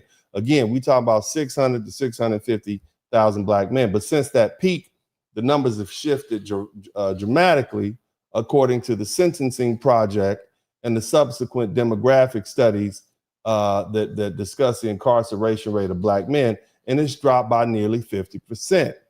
So by 2021, the rate had fallen to about 1,800 per 100,000, and the decline continues to 2025. As for population context, because it's important so you understand, we have an increasing population, but a decreasing prison population. So that says a lot. We understand that if we look at the census data, all right, there's approximately 37.5 million non-Hispanic black Americans. Okay, so we just talking about black Americans. We're not talking about other people. All right, 11.6% of the total population is what we are, black Americans. All right, if the population is split roughly equal between the genders, that would mean 18.75, almost 19 million black men in 2021. And so if we talk about who's incarcerated, that means there's only about 338,000, or almost, we'll just say 339,000 black men in prison in 2021. Keep in mind, it was as high as 800,000, 900,000 back in 2008. And now that number is dropped by 2/3, okay? Which is only about 1.8% of black men in the US. So there's really only about 1.8 out of every 100 black men, there's only about 1.5, we'll just say 2 black men in prison. So that's a significant change. And yes, we still have challenges, right? And we're still overrepresented in prison, right? But the trajectory is clear. There are fewer black men being locked away than at any time in the last generation. And at the same time, higher education has witnessed a steady rise in black male enrollment.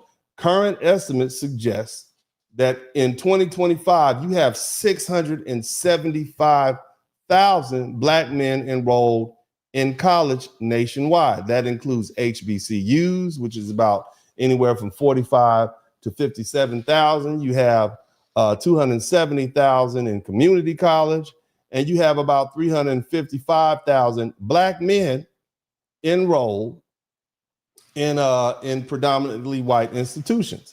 And the numbers tell a powerful story. Today, there are more black men in college than are in prison by a margin of over 150,000. And that fact alone marks a historic reversal from the narrative of the early 2000s, when prison often seemed to swallow more young black men than the classroom did. And these developments suggest that the so-called anti-education or street-first culture, okay, that dominated conversations about young black men and our masculinity back in the 1990s and the 2000s is giving way to something different, okay? Thug life has given way to education life, okay? And again, while the structural inequities, they remain, there's growing evidence of a cultural and generational shift. Education is being embraced. Opportunity is being pursued, and incarceration, though it is still an urgent problem, is less of a default outcome than it was a decade and a half ago. In other words, family, The progress of black men since 2008 cannot be reduced to statistics alone. The data reflects a broader cultural transition in which pathways to higher education are increasingly chosen over paths to prison. And this is not only a testament to our resilience, but it's and our brothers' resilience. It's also a signal that the culture of thuggery and anti-education, at least in its most dominant form, is being challenged and changed. And I'm not even talking about the young brothers who go out of high school, get out of high school and get in trades. I haven't even dealt with that. Okay, because those brothers do well for themselves. Shout out to all the plumbers and the truck drivers and the electricians and the carpenters and the brothers who are on the road right now, you know, making sure America keeps going. And shout out to all the military service personnel also. Now, it's important for me to help you explain what caused this drop in the crime rate amongst black people, okay? And what I'm going to suggest to you is a few terms: poverty and crime, incarceration, and lack of education are all related. So let's start off with poverty, and let's start off with something called the Second Great Migration. In 1959, the official poverty rate for Black Americans stood at 55.1%. What that means is there were more Black people living below the poverty line, that is below middle class, below poverty, than above it. So the vast majority of Black Americans were broke and poor. At that time, most Black families were only a generation or two removed from slavery. Many of our ancestors who fresh came up, they did pick cotton themselves. You see? Life revolved around the rural South, where the Jim Crow segregation dictated every aspect of existence. Opportunities for Black people were brutally limited. Teacher, preacher, undertaker. But most of us, and those were considered upper echelon jobs, but the vast majority of us worked as farm laborers or sharecroppers or maids, which they called domestics. And we earned poverty wages under conditions designed to keep us dependent. Educational access was scarce and deliberately underfunded, okay? And segregated schools in the South especially received a tiny fraction of the resources that the white schools received. Even for those of us who managed to get an education, you had to deal with systematic discrimination and violence blocked economic mobility. And against that backdrop, the second migration unfolded. So what that is, and I want to explain this to you all, that between the 1940s and the 1970s, more than 5 million Black people left the South in that 30-year time period, okay? And this built on the first Great Migration, which took place between 1910 and the 1940s. Families literally uprooted. They left Mississippi, they left Arkansas, they left Georgia, they left Pensacola, Florida, and the Panhandle. They left Texas, Arkansas, North Carolina. You all have, you know what I'm talking about. You have relatives. They left North Carolina, South Carolina, and they moved north. Chicago, they moved to Oakland, they moved to Los Angeles, they moved to Detroit, seeking something that had been denied us for centuries. That is opportunity, number one, and safety. The reasons were both, I should say, a push and pull factor. Okay, they were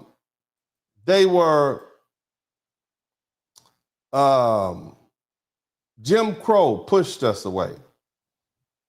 It drove Black people out of the South. The oppression we suffered from Jim Crow. Segregation laws stripped Black people of political rights, civil rights, and human dignity. Everyday life meant second-class citizenship.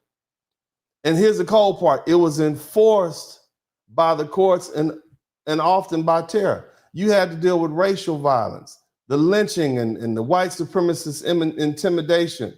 They were still very much realities sewn into the cultural fabric of the rural South in many of the communities. And leaving the South was as much about survival as it was about opportunity.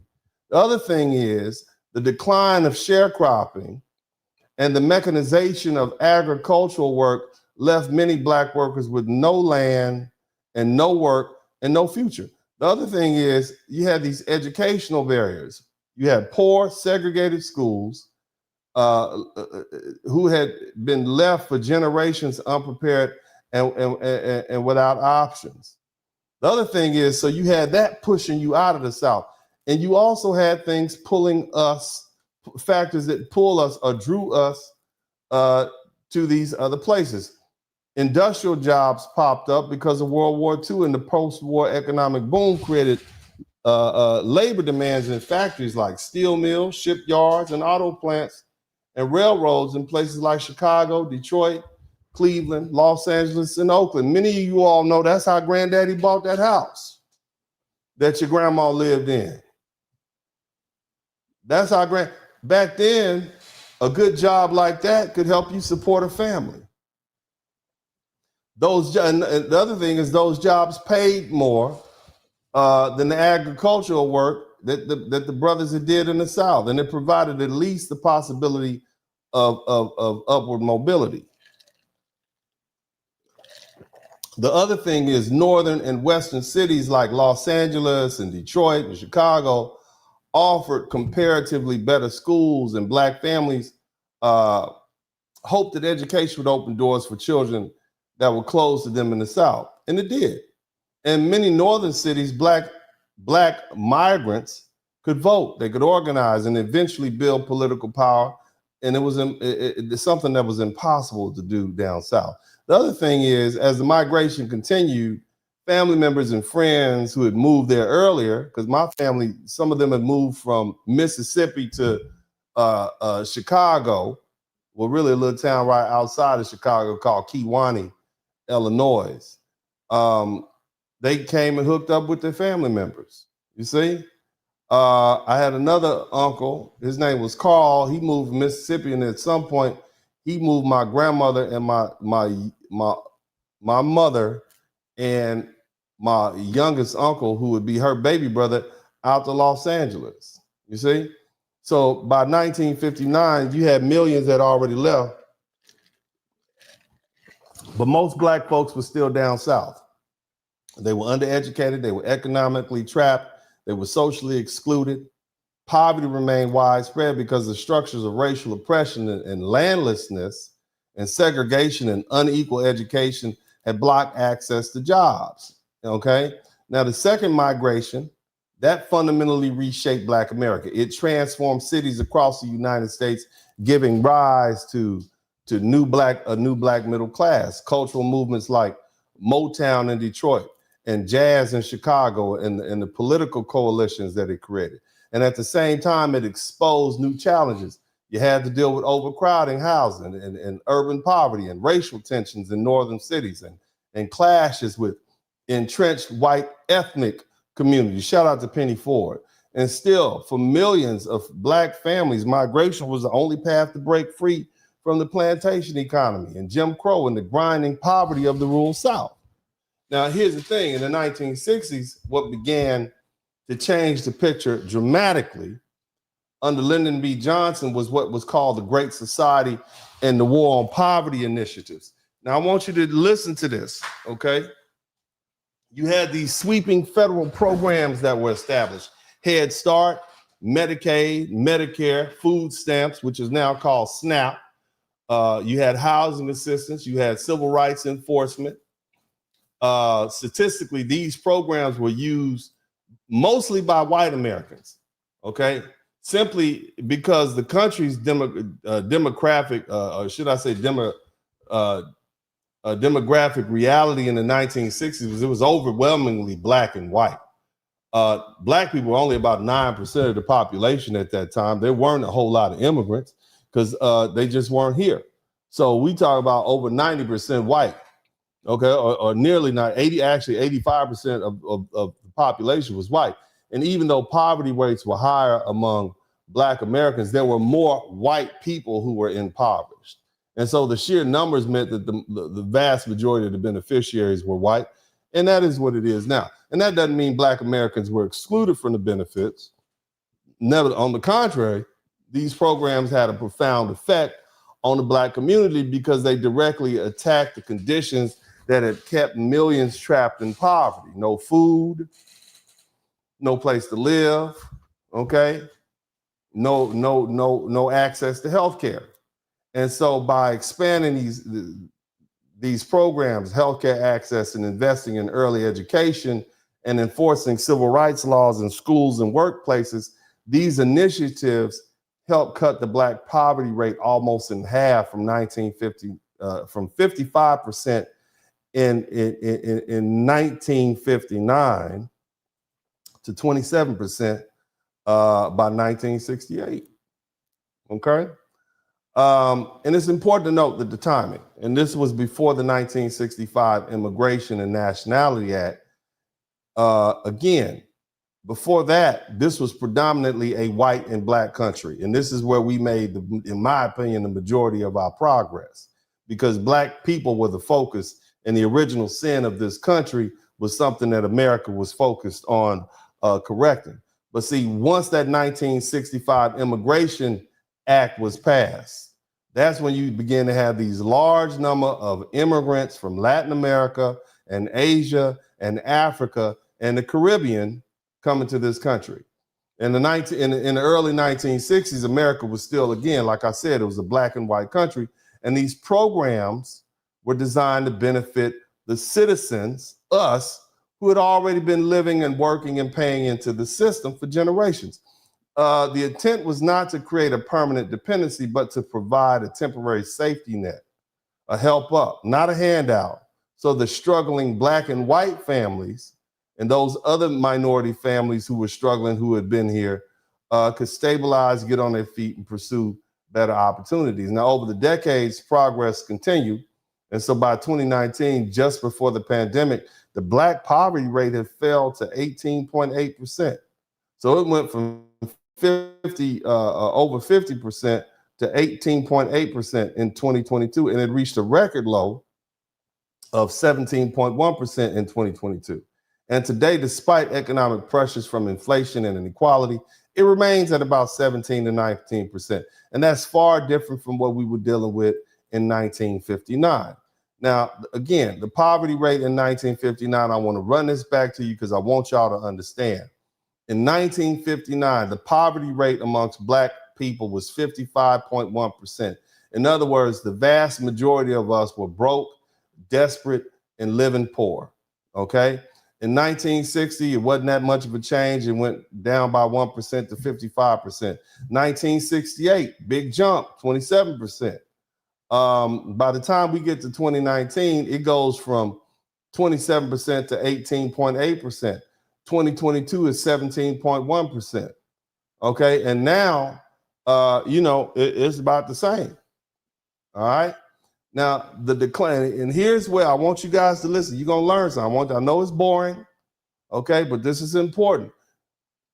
This decline in poverty correlates strongly with the drop in crime and incarceration. In other words, the more money we have, the less YNs we have. You understand what I'm saying? The more money we have as a group of people, the less crime we have in the community. See, violent crime, which surged in the 1970s and the 1980s, it peaked in the early 1990s. Since then, it's fallen by more than 50% nationally. And at the same time, the incarceration rates, which ballooned under the war on drugs and the tough on crime policies, which reached their zenith in 2008.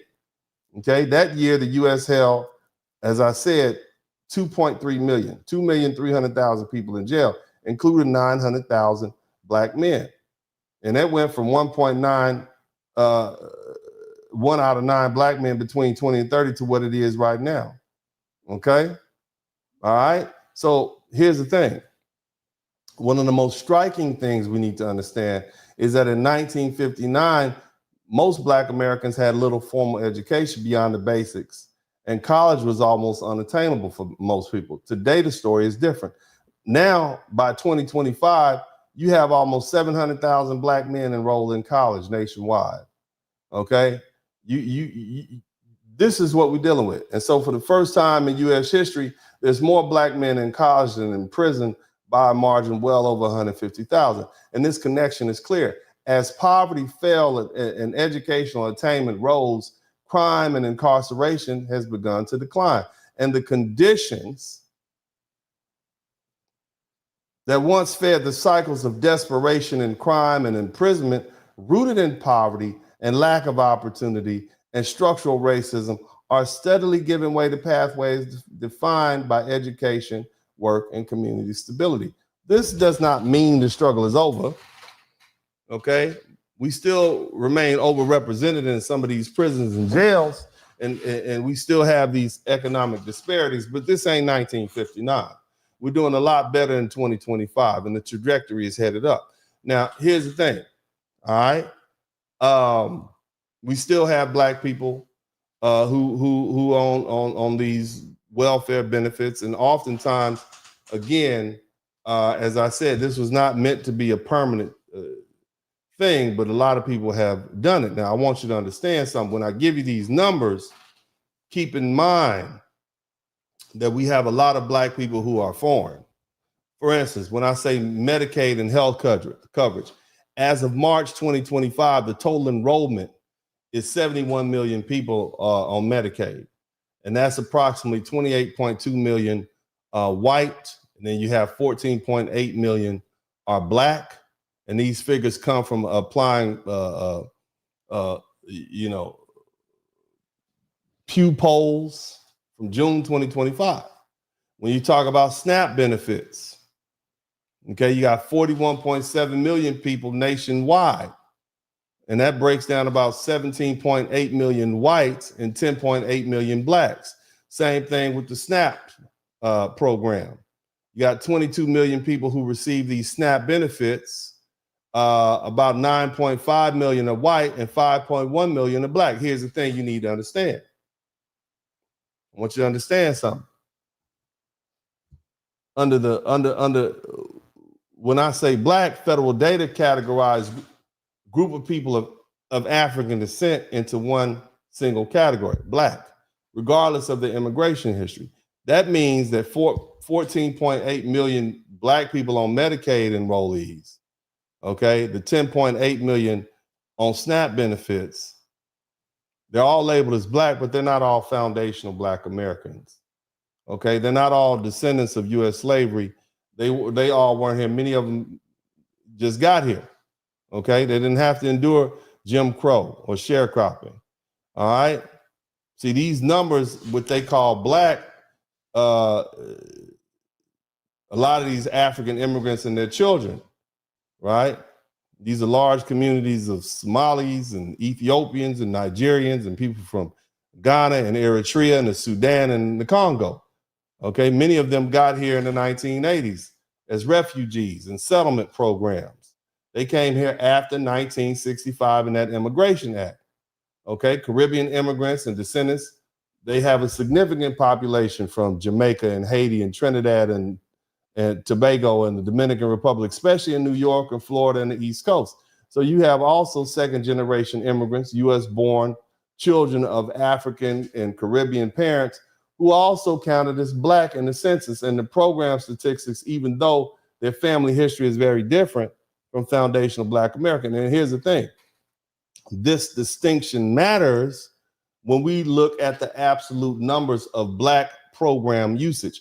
A portion of the total reflects recent immigrants and their descendants who arrived to this country. And these groups face their own economic challenges, but they were not the original intended beneficiaries of these anti-poverty initiatives of the 1960s, which was designed to address entrenched inequality for foundational black Americans.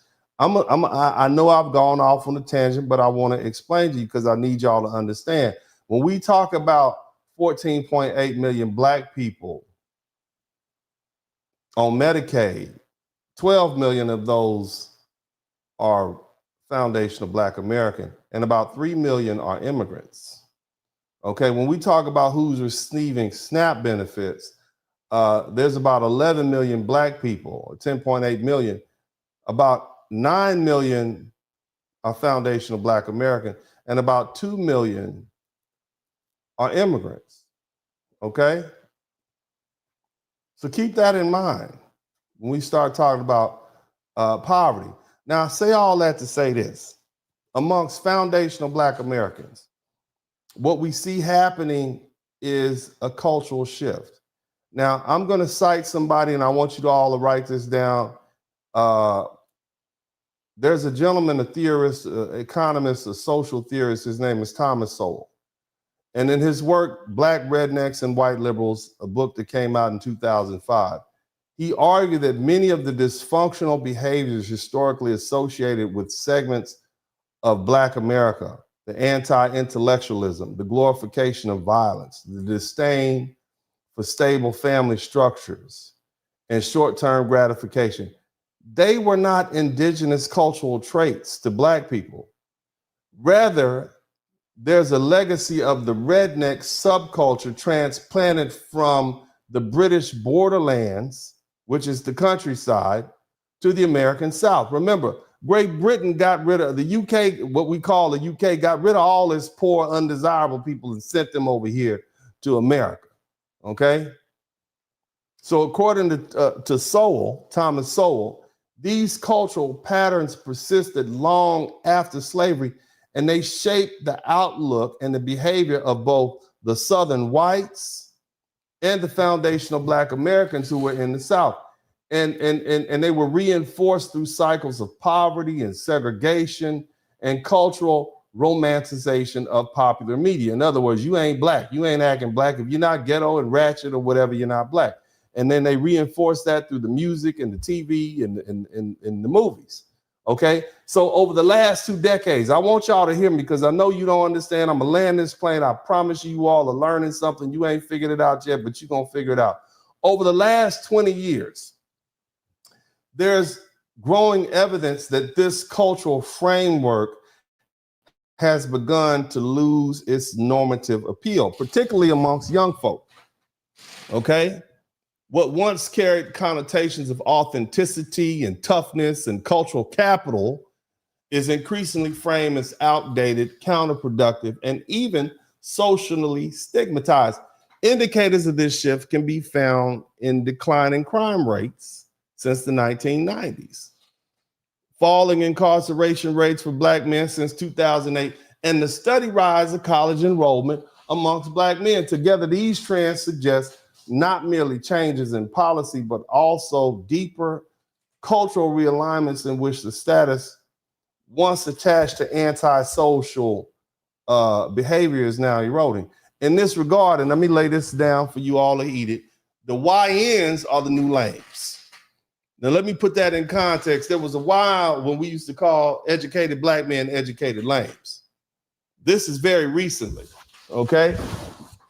But at this particular juncture, the YNs are the new lames, okay?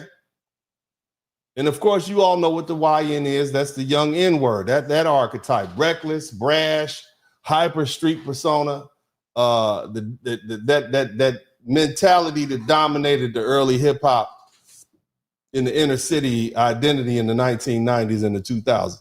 Being a YN, it once carried social clout. It was tied to toughness and authenticity and respect on a block they didn't even own. By contrast, a lame was someone who was respected, who wasn't respected and lacked credibility or didn't fit into the street hierarchy. But recent discourse points to a reversal of these valuations. The same YN behavior, reckless crime, hostility to learning, glorification of dysfunction, is increasingly being viewed as lame in itself. Young people online and offline are ridiculing it, suggesting that living irresponsibly and chasing clout through violence or rejecting stability no longer earns admiration, but instead marks someone as behind the times. Viewed through Sowell's analytical lens, this transformation represents I would say a potential cultural inflection point. The decline of the Black redneck cultural residue and the emergence of a generational reevaluation of norms is what we see happening. Street first lifestyles are no longer universally admired, and the generational consensus is shifting towards valuing education, entrepreneurship, and stability. What was once seen as real or authentic is now being mocked as lame. So, you know, across many cultural indicators since the 1990s, Black America is showing a sustained move towards mainstream norms described by Thomas Sowell as acculturation. One of the clearest shifts is the teen birth rate. Look at the teen birth rate and how it's fallen in successive lows for Black teenagers. Specifically, you know, if you look at it, roughly 3/4 between 2000 and 2022, they literally went from 120,000 to 29,000. And that rate, that's a 74% drop off. And this is according to the National Vital Statistics reports. The CDC confirms that 78% of the 78% decline in the teen birth rate since 1991. Okay? Now, this is across racial lines, but bottom line, it affects us tremendously. What about educational attainment? That's risen in tandem. There's an increase, okay? 20 Black men between the ages of 25 to 29, and along with Black women, completing high school and earning associates and bachelor's degrees, all right, since 2010, with Black women enrolling and completing at especially high rates, but in the 2010s and the 2020s. Okay? I just want you to think about that. See, these human capital gains are reflected in adult economic status also. Widely cited analysis of census data reports that the majority of Black men, that is 57%, are in the middle class or higher by adulthood today. That's up from 38% in the 1960s. Brothers, nearly 2/3 of you reach the middle class by the time you hit middle age. What does that say? And it's not just middle class, it's also higher. Okay? Now, I'm not saying things are perfect. Of course, there's going to be gaps in mobility and wealth. But the fact that we are on this upward trajectory says a lot. It says a tremendous amount.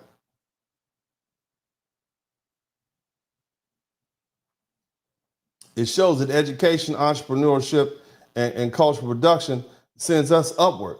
During the Great Migration era, you all, and I spoke about this earlier, you had these enclaves of Black success, whether we're talking about Harlem and Chicago, or we're talking about Chicago's Bronzeville, Black metropolis.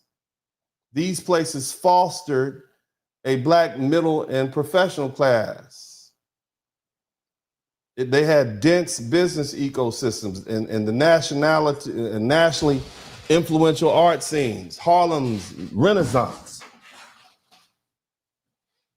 Okay, it relied on the Black middle class and the professional networks. Places like Bronzeville hosted banks and newspapers and medical doctors and legal offices with lawyers. They had entertainment venues serving a city within a city. Places like Detroit's Paradise Valley and Black Bottom. That place had over 300 plus Black-owned businesses, and this is the mid-century, mid-20th century. Okay? Now, when we take a look at the sharp declines in teen births, especially amongst Black girls, and the rise in post-secondary attainment amongst Black women and men, and the fact that the majority of Black men reach the middle class by middle age, the cultural valence has shifted. We have to accept that. These behaviors that were once glorified in the late 20th century, these street tropes, they carry less status as communities prioritize education and steady employment and entrepreneurship and family stability. Okay? Historically, when black communities embrace these norms, whether we're talking about Harlem, Bronzeville, Paradise Valley, back in the day, they produce outsized success, and that's what you see happening. And this is despite these structural barriers. And the current data suggests that we're returning to that trajectory. So shout out to you, black folks. So in this context, in the lingering celebration of thug life and gangster life, it's not merely unfashionable, it's counter status.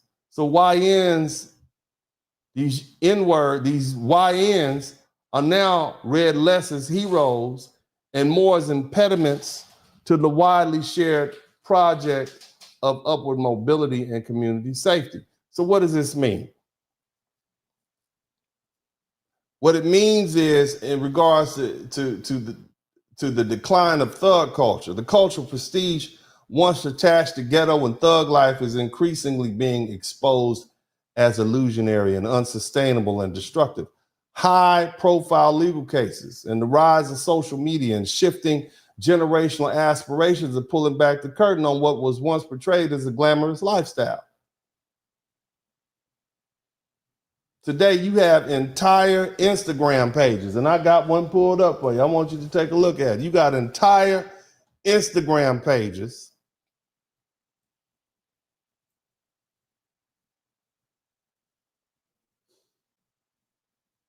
that show you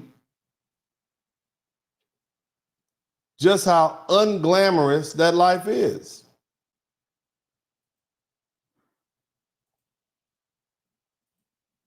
Look at this. Switch go blurred. Look at this foolishness they got going on, man. All these people on here getting unalived and shot at. That's not what these youngsters want. And it's not just Instagram. You also have TikTok and all these other places, all these other social media sites where they have these uncut videos of shootings and robberies and murders, and they just appear with alarming frequency. Hit the #1 button if you can hear me, because y'all a little stale in the chat room. Hit the #1 button. But the bottom line is, instead of mystifying gang culture, these platforms show its daily toll. Young men cut down in the prime of their life, families grieving in real time, a cycle of violence repeating itself with no honor, no wealth, and no future. They don't have dental plans. YNs don't have dental plans. Okay, family? YNs don't have dental plans. You're just going to be out here toothless. Okay?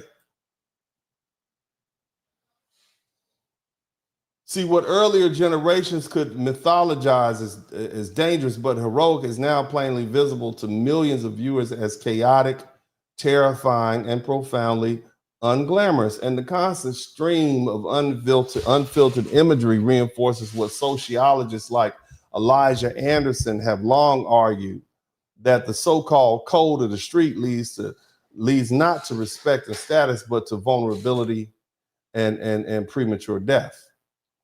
See, that Young Thug trial, somebody typed Panda in the chat room, that Young Thug trial in Atlanta, it provides a striking example. A rapper whose brand was built on the aura of gang affiliation and street authenticity, Young Thug. By the way, he also wore dresses. He faced that lengthy proceedings under those racketeering charges. And what emerged in court was not an image of brotherhood or unbreakable loyalty, but instead widespread betrayal by his co-defendants, testifying against one another, copping pleas, okay, in violation of whatever was the code of the street. And it all collapsed under legal pressure. And again, this echoes what Elijah Anderson also argued in his book, Code of the Street, in 1999, that the so-called street code is less a system of honor than a fragile adaptation to insecurity, and one that collapses under institutional pressure. And the spectacle of betrayal in the young thug trial revealed what insiders have long all along. There's no real solidarity in criminal networks, only self-preservation. And the trial became a symbol of what we know to be true. There is no, it's stated otherwise, there's no honor amongst thieves. And many of you all who lived that street life, who've had your homeboy snitch on you or cop a plea to get a better deal, he getting out and you staying in, you know that's to be true too. You see? And the youngsters are seeing that. Okay? They're seeing it exactly for what it is. And they don't want any part of that. And I salute the young men out there. Okay? That YN lifestyle is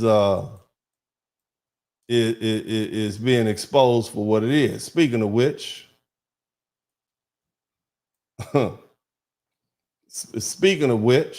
exposed. At the same time that you have the rise of social media, right? They're stripped away the street life in the free world. It's also stripped away the mystique prison once held.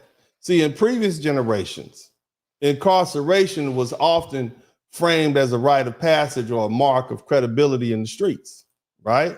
I'm telling the truth. Sounds stupid now, but that's what it was.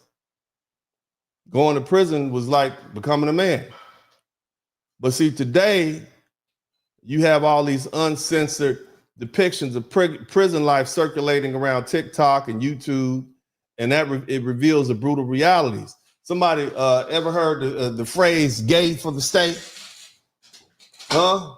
That phrase has entered the public lexicon and entered the public discourse. It highlights how vulnerable young men are to coercion of opportunistic sexual activities behind the bars. The notion of prison as a gladiatorial arena of toughness is being replaced with an understanding of it as a degrading environment where your personal autonomy can be stripped away, for lack of a better word. For young men who see these realities, the conclusion is unavoidable. There's nothing glamorous about incarceration. This aligns with the criminological research showing that prisonization or that process strips away folks' autonomy and corrodes their social capital. This is a book written by Donald Kleemer called The Prison Community back in the 1940s. And there was another book by Todd Clear in 2007 called Imprisoning Communities. Nevertheless, this shift dovetails with changing generational aspirations. Contemporary young Black men increasingly measure success not by survival in the streets or hierarchies, but by mobility and travel and entrepreneurship.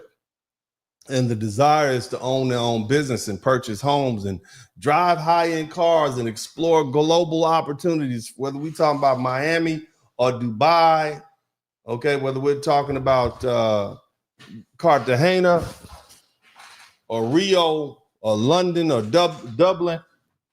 You got the whole growth of the passport bro phenomenon is one example of this outward-looking orientation. But see, a felony conviction oftentimes stops men from obtaining passports or visa, and it instantly forecloses on these opportunities. And this realization reframes thug life not as a gateway to manhood, but as a permanent barrier to full participation in modern globalized life. See, the DOJ and the Pew data reinforce this point. And since 2008, the incarceration rate of Black men has dropped by nearly 50%, and the youth arrest rates for violent crime are at their lowest in decades. You see? See, this generation is now coming of age, and it sees clearly that crime forecloses opportunity rather than conferring status. And the other thing is, there was a time when people wanted to be involved in that thug life because, they wanted to be celebrities. But social media has diminished celebrity status itself. See, again, in early eras, the allure of gang life was partly a promise. Everybody wanted to be a gangster rapper because they wanted to be visible on music videos, and they wanted to have a street reputation. They wanted a chance to be recognized. But today, everybody's a superstar through these social media platforms. Social validation can now be achieved through creative work, lifestyle branding, and entrepreneurship without recourse to violence or crime. And in this cultural environment, glorifying thug life is no longer necessary or even attractive for young folk. You understand? So you take all this together, and these shifts reveal that the YNs, the young men who once embodied and promoted the thug archetype are increasingly viewed with skepticism and disdain, not admiration. And it is a beautiful thing. What once carried symbolic capital is now coded as self-destructive, short-sighted, and socially marginal. The glamour has been replaced by stigma. And for many in the rising generation, the future lies not in somebody's prison yard or on somebody's gang set, but in passports and degrees and entrepreneurship and upward mobility.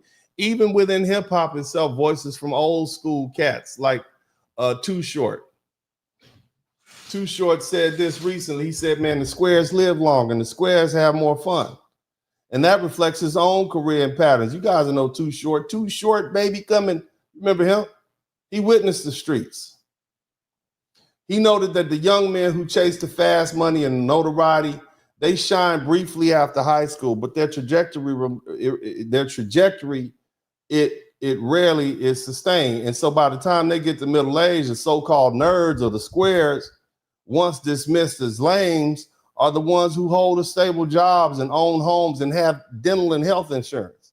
And they enjoy the fruits of their long-term planning. Meanwhile, the former cool kids are left in cycles of poverty, borrowing money, living without health care, and still engaging in the same survival hustles that once seemed glamorous. They're homeless now because, see, they regentrified the hood, so they don't even have anywhere to go. Think about that. And so the answer increasingly, family, the answer increasingly is what? Is that the true lame is not the studious, law-abiding man, but the one trapped in arrested development, unable to build stability or dignity or adulthood. In other words, as Too Short put it, the squares win in the end. I think I can pull this up. Let me see if I can pull this up for you all. Let me see if I can pull it up for you all to check out. Let me know if you can hear this. But I swear that is like something that eats away at me daily is I wish that there was something that I could do, we could do that's loud enough to just shock the homies and go, bruh, I'm telling you right now, man, if it's a race, we both 20 years old. That is like something that eats away at me daily is I wish that there was something that I could do, we could do that's loud enough to just shock the homies and go, bruh, I'm telling you right now, man, if it's a race, we both 20 years old and you hard on the boulevard in the streets, I promise you that little nerd nigga is going to be past you by the time he 40, 45. He's going to be so far past you, you're never going to catch him. And he's going the square ass executive route. He's really going to live a better life than you. And you winning right now with the thugging and the pull in the streets, but it's not going to last long. So I don't know how to get that across, man. But I swear that is like something that eats away at me daily is I wish that there was something that I could. Yeah, it's too late, right? So again, that's Too Short. You guys remember Too Short back in the day. I wouldn't categorize him as a gangster rapper, but basically what he's saying is the same thing. This generational wisdom, it echoes again what the brother Elijah Anderson saying, one of our scholars, who noted that adherence to the so-called street code may yield short-term respect, but it leads to long-term marginalization. All right. In contrast, people who embrace education and steady work and civic responsibility secure enduring rewards of middle-class life. Okay. So that's the other thing. Now, family, you know, he's not the only one. Okay. He's not the only one that says that. Okay.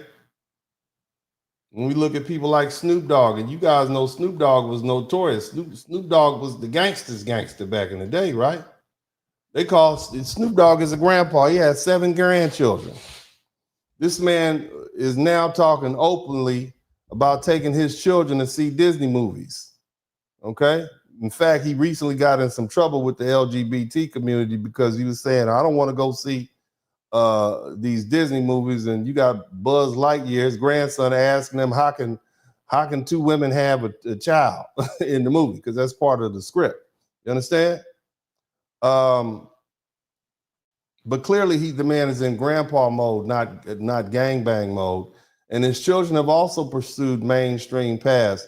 His son Cordell enrolled in UCLA, continuing there after football. Ice-T, remember Ice-T from back in the day? He had a song called Cop Killer back in the day, and now he's playing a cop on Law and Order, right? In his 27th season. Okay, he's far from his outlaw beginnings. You understand me? Ice Cube, O'Shea Jackson, formerly part of NWA. His son studies at USC and works in Hollywood. Jay-Z, you know, professed drug dealer, you know, billionaire. Same thing with Dr. Dre, billionaire. You know, 50 Cent, tough guy from Jamaica, Queens, television mogul. Nas, another tough guy. All these gangster rappers, right? This man is a venture capitalist. Got people like Rick Ross and Gucci Man. These people on wing stops. This is what they're doing. In short, the most visible gangster rappers have aged into roles indistinguishable from middle and upper middle class professionals, parents, investors, producers, entrepreneurs, and executives. The status is no longer tied to proximity to violence, but to the stability of ownership. And if we extrapolate away from that, okay? If we extrapolate from what we see happening, and I'm gonna say this, and this is gonna be a pungent point, and it's meant to be, because I want you all to truly understand how, you know, a whole generation of young people were duped, right? If you if you look at that, right, it just shows you just how fraudulent that whole perceived gangster persona was in the first place. I mean, think about it. They preach that gangster life, urging young men my age to ride or die and crash out. And now they're entrenched in boardrooms and managing media empires and providing elite opportunities to their families. Now, can you imagine if people like Tupac Shakur and Christopher Biggie, what they call Biggie Smalls or Christopher Wallace, they'd have become real estate agents and franchise moguls, just like their contemporaries. They'd be in their 40s and 50s by now, as opposed to somewhere in the graveyard, rotting. Okay? I want you to think about that. Okay? So here we are in 2025, and the lesson is unavoidable. The gangster life, that YN life, is never a blueprint for adulthood. Its loudest advocates have already plotted their escape into business, franchising, Hollywood, and Silicon Valley. The only people left holding the bag were the young men who believed the lyrics. Literally. They literally did drive-by shootings to these people's music. And the fact that so many of these artists now live the lives of multimillionaire executive moguls and global celebrity, it proves that thug life was not only self-destructive, but it was exploitative all along. Here's the thing, and I'm gonna wrap this thing up. I'm not gonna have y'all here all night, but we're gonna learn something. I know y'all learning something. But the thing is, I think it's fair to say that Black America has had enough of this so-called N-word culture. We've had enough of the YNs and we've had enough of the thugs that they represent. We don't admire them. We don't look up to them. We despise the destruction they bring into our neighborhoods. They are not our heroes. They're not tough guys. They are damn sure not leaders. They are parasites. They are a cancer eating away at the progress of our people. Every damn drug dealer, every stick-up kid, every so-called gangster, every YN is a stain on the reputation of millions of law-abiding Black men and Black women who go to work every day, who raise families, and who build legacies. The statistics speak for themselves. Yes, crime overall has declined nationally. The concentration of violent crime in predominantly Black neighborhoods remains far too high, though. And it's largely due to a small group of repeat offenders. The majority of Black Americans are not criminals. Yet we carry the burden of the perception created by those who are. See, for every hardworking father trying to raise his children, there's a thug dragging the community backwards, confirming stereotypes and undoing decades of struggle. Every time we try to have a conversation, they always say, well, 13% of the population does 80% of the murders. That's what they say. And that just brings all of us in. And the truth is, it's a tiny percent of these no good scoundrels that are doing it. And that's why Black Americans, whether they voted for Donald Trump or not, are welcome. We welcome this hard line on crime, and we're ready to get rid of them. If it means bringing the National Guard to sweep out violent gangs, or even removing illegal immigrants who are committing crimes, who pose as foundational Black Americans while flooding our neighborhoods with dope, then so be it. Because enough is enough. Make no mistake, this is not about race, it's about culture. The culture of senseless violence, drug dealing, and glorified criminality is a blight upon us. And the Black community rejects that outright. Man, these so-called YNs, they're no longer admired. They're hated. We hate them. And rightly so. They're no longer viewed as tough. They're seen as pathetic. Their behavior does not inspire fear or respect. It inspires disgust. We don't like them.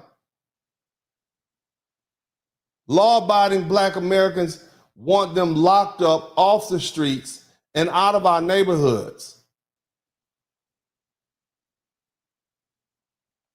The thing is, we're too disciplined and too law-abiding to take justice in our own hands. But we are glad that finally there are leaders willing to take decisive action to protect the Black community from those who would prey upon it. The whole idea of Black fatigue, which is the exhaustion of, it started off as the exhaustion of living with racism's daily grind, and it originates in a work by a consultant and an author, a woman named Mary Frances Winters. She describes it as the cumulative wear of microaggressions and inequality and exposure to racial violence in the news and life, okay? But in the online discourse, you know now, right now, there's a second usage. People, including mostly non-Black people, they claim they're tired of the antisocial behavior in the African or the Black American street culture, okay? But here's the cold part about it. A lot of Black people replied that they were truly fatigued by its systematic machinery that incubated the behavior in the first place. Policies that segregated neighborhoods and disinvested schools and fractured families through incarceration and then blame black folks for the fallout. Look here, man. Research has repeatedly linked mass incarceration to weakened family formation and intergenerational harm. You understand me? Who did that to us? Children with incarcerated parents are 5 to 6 times more likely to be offenders, underscoring how removal of fathers destabilize the next generation. Again, crime is concentrated amongst a tiny fraction of places in the people. The law of crime and consecration.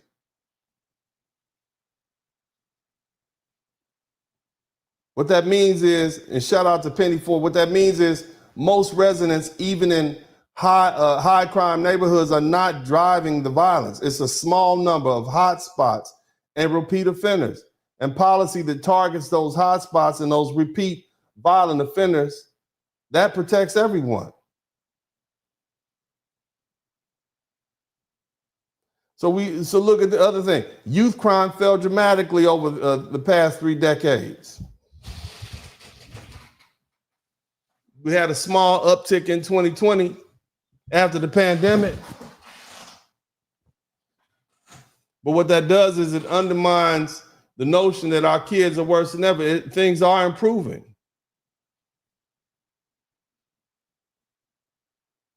Again, imprisonment rate has fallen, but the disparities remain. The other thing is the environment. It's hard to raise a family in an environment full of YNs.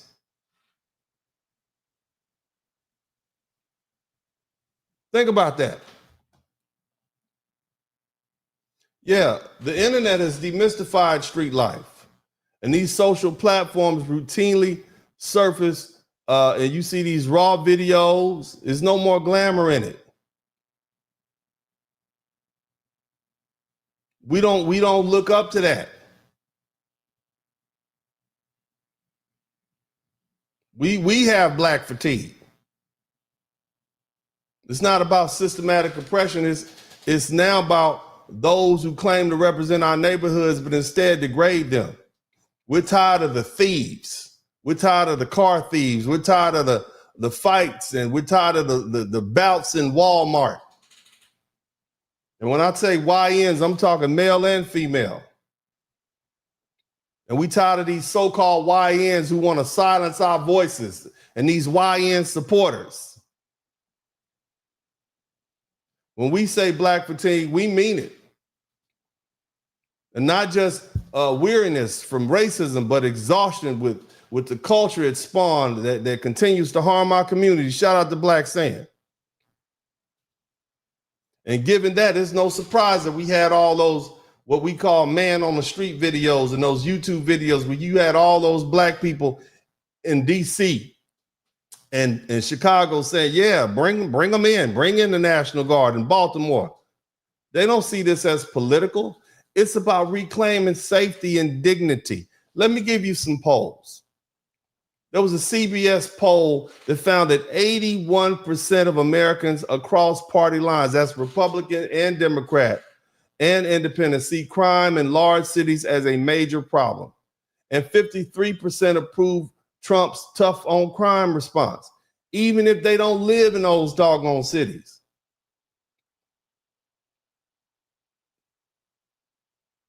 Only 38. Look, man. Look, I'm here in Houston right now. There was a survey that came out in 2024 that said that 77% of Houstonians stay home more at night to avoid crime. And 51% have moved to safer neighborhoods. And all that does is it underscores the safety issues that they say we don't have. Look, hardworking black families, look, we're not cheering racism and violence against young black men and women who are out there committing crime, but we are exhausted. And we want these criminals removed, not glorified. Okay? And whatever needs to happen needs to happen. This overall usage of the phrase black fatigue, it originated to describe stress and systematic racism, but black communities expanded it to include the emotional exhaustion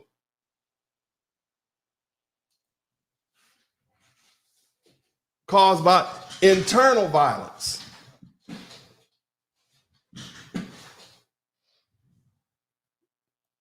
Now, I'm not letting the system off the hook, because the system created this. It created these YNs with these oppressive policies and these fragmented families and the criminalizing communities and the stigmatized aspiration. This system created it, but we still have to deal with it.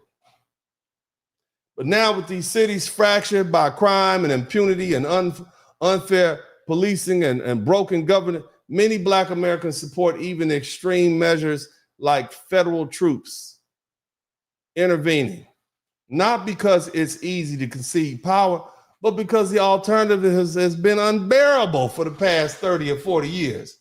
That's what we stand. We're tired. But we're also determined to see our neighborhoods protected. Let me explain something to y'all, man. As a father of 3 Black boys, my greatest fear is not the police pulling my son over. It's the danger posed by these so-called YNs. I don't lie awake at night worried about traffic stops. I lie awake at night thinking about the possibility that some reckless young man with nothing to lose, who doesn't value his own life, decides to rob or kill my son simply because he envies what they have or because his own life feels empty. And the statistics bear out this fear. Homicide is the leading cause of death for young Black men between the ages of 15 and 34. Not disease, not car accidents, not drug overdose, not police encounters, homicides. And according to the CDC data, young Black men are 10 to 14 times more likely to be homicide victims than their white peers. And the overwhelming majority of those deaths are caused by other young Black men. The FBI and the Bureau of Justice Statistics data consistently show that more than 85% of Black homicide victims are killed by Black offenders. This is not an abstract talking point. It's a day-to-day reality of being a Black man with a Black family, just like mine. And if we look in history, it makes the point even sharper. In the early 1990s, during the height of the crack era, homicide rates for young Black men soared to crisis levels. In 1993, the rate of homicide for Black males from the age of 18 to 24, this was my age demographic,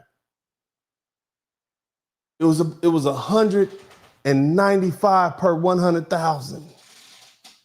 So for every 100,000 Black men, almost 200 of them was gonna get unalived by another Black man.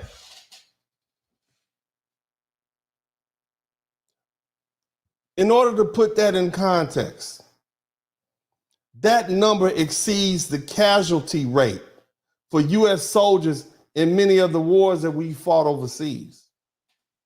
And by comparison, in 2020, the homicide rate for Black men overall is still high, but it's 39 per 100,000 instead of 195. That's less than 1/4 of those 1990 peak numbers. The lesson is clear. Culture, opportunity, and enforcement matter. And when the right combination is in place, violence can come down in the Black community. See, what pains me is that you have folks,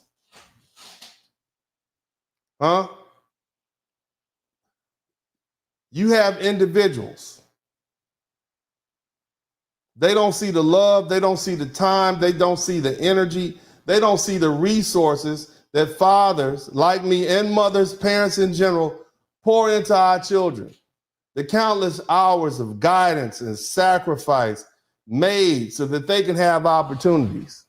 The foundation laid for them to grow into strong, responsible men. My sons are my legacy. And I refuse to see that legacy destroyed by someone who treats their life like a disposable diaper. So yes, I want to see this destructive culture gone. If I must choose, I will always choose to protect my sons first. That isn't hatred. That's human nature. It's what any father would do. I love being a black man. I love my brothers and sisters, but my duty begins with my own children, and I will not apologize for putting their lives and their futures and their safety ahead of the reckless ones who chose chaos. The numbers are clear. My son's greatest danger doesn't come from police officers or systematic forces alone. It comes from the nihilism of a small group of young men, which we call YNs in our community, who believe manhood is measured in crimes that they commit. But the historical comparison shows us that just as an epidemic level of violence of the 1990s was reduced, the destruction caused by these YNs and that culture can also be brought down if we commit to facing it honestly and just so we can protect the next generation. Now, I know y'all learned something, and I appreciate you all who have shown me that you learned something. Those of you all who've contributed to the super chat. And I'm going to take the opportunity to thank each and every one of you for doing that. I certainly do appreciate the time you all have spent with me. I have some more to say. Okay, but I want to take the opportunity to thank you. We got 10 super chats. I appreciate you all. It'd be great. If you learn something, I should earn something. I shouldn't have to say that over and over again, but if you learn something, I should earn something. You guys who have contributed to the super chat, thank you so much. I want to first thank Patricia. Thank you so much, Miss Patricia Hightower. And I want to thank everybody else in here. My man, Urban Eagle. We got 10 super chats. I want to thank you for the $5 super chat, Urban Eagle. Thank you, Saginaw Bay, for the $19.99. Speak on it, Blizzard King. Thank you, Techno Sage. Welcome to the membership. Road Pill. Thank you, Brother D, something small for the plate. Appreciate you. I appreciate you too. Let me see. Sup? Called my investor today and invested in Geo Group and Core Civic. He asked, if you don't mind, how did you hear about it? Don't tell him Uncle D is putting you on, man. You're going to be rich, brother. You're going to be rich, rich. Shout out to you, man. Go ahead, keep doing that, man. Get your money. Get your money. Penny Ford, some only went as far as my beloved Cincinnati, which is located right across the Ohio River from Kentucky, which is the South. Thank you so much. I appreciate you, Penny. She's talking about the Great Migration and the Second Migration. Fire sign, simply thank you. Thank you too. Penny Ford, Dems tried to perpetuate the subculture by presenting Cardi B and Meg Thee Stallion as a representation of our culture when it is a microcosm of our culture. Thanks, then. Thank you so much, baby. I appreciate you. Black Sand, great show. Keep up the good work. Sonia C, they can't pass the GED exam, no job, who's renting to them? They all aren't from the hood. You're right. Find ways to win. Fitzgerald Stevens, thank you so much for the $5 super sticker. Great topic, counselor. Thank you so much. So we got 11 super chats. It would have been great to get 15. I'm saying, y'all, I know y'all a little light tonight. It's the middle of the month. Y'all had bills to pay. Nevertheless, man, I hope you all learned something. I certainly do appreciate the time you've spent with me tonight. We might get to 15 before I go. 20 will be plenty, but 15 is keen. Let's go ahead and do this. Family, I want y'all to listen to me, okay? I know I have a way of getting y'all all turned up and whatnot, and then I'm going to bring you back down to reality, and I'm going to do that right now, okay? Our instinct is right. We want to be zealous about removing the predators who terrorize our neighborhoods, okay? And we also want to be zealous about protecting the law-abiding Black families who built them up. And that instinct is righteous. But history gives us a warning, okay? When fear dictates policy, even well-intentioned leaders can handle the state. We let me say it like this. We can't give Donald Trump or any other administration a blank check, okay, to run roughshod in our communities. That's what I want you to understand. I want you to think back to 1994. I want you to think back to the 1994 crime bill. Back then, crime was real. Inner cities were under siege, and many of our leaders were desperate for relief, and they supported Bill Clinton's crime bill, authored by Joe Biden. Matter of fact, he referred to it as the Biden bill, and it went into effect in 1995. It wasn't just Bill and his wife Hillary pushing it. No, it was the Congressional Black Caucus. They gave it the stamp. Okay? I believe the man's name was Kwame, I can't say his name, Kwesi Mfume, whatever. You know, a lot of black folk changed their name to those African names. Nevertheless, he was the chair, and he rallied for the votes. And Charles Rangel, a long-time hawk on drugs, he stood behind it. Kurt Schmock, who was the first black mayor of Baltimore, he testified for it. Even dozens of our own pastors signed letters supporting it. The Gallup poll at the time said 58% of black Americans wanted it passed. We wanted to be done with them YNs back in the day, those super predators. We're tired of them super predators. Their intentions were not malicious. They wanted safety, just like we do right now. But what did we get? We got 3 strike laws. We got an expanded death penalty. We got $10 billion for prisons. We got an increased HIV rate because when they sent them brothers into the penitentiary, they were sodomized and sexualized, and they brought that back home to the black community. So we got that too. Keep that in mind now. We got hundreds and thousands of police. But the science will later show us that many of the young men swept up by those policies were not hardened criminals at all, at least not when they went in. They were kids whose brains and judgment had been damaged by a culture, who lived in an environment, housing projects,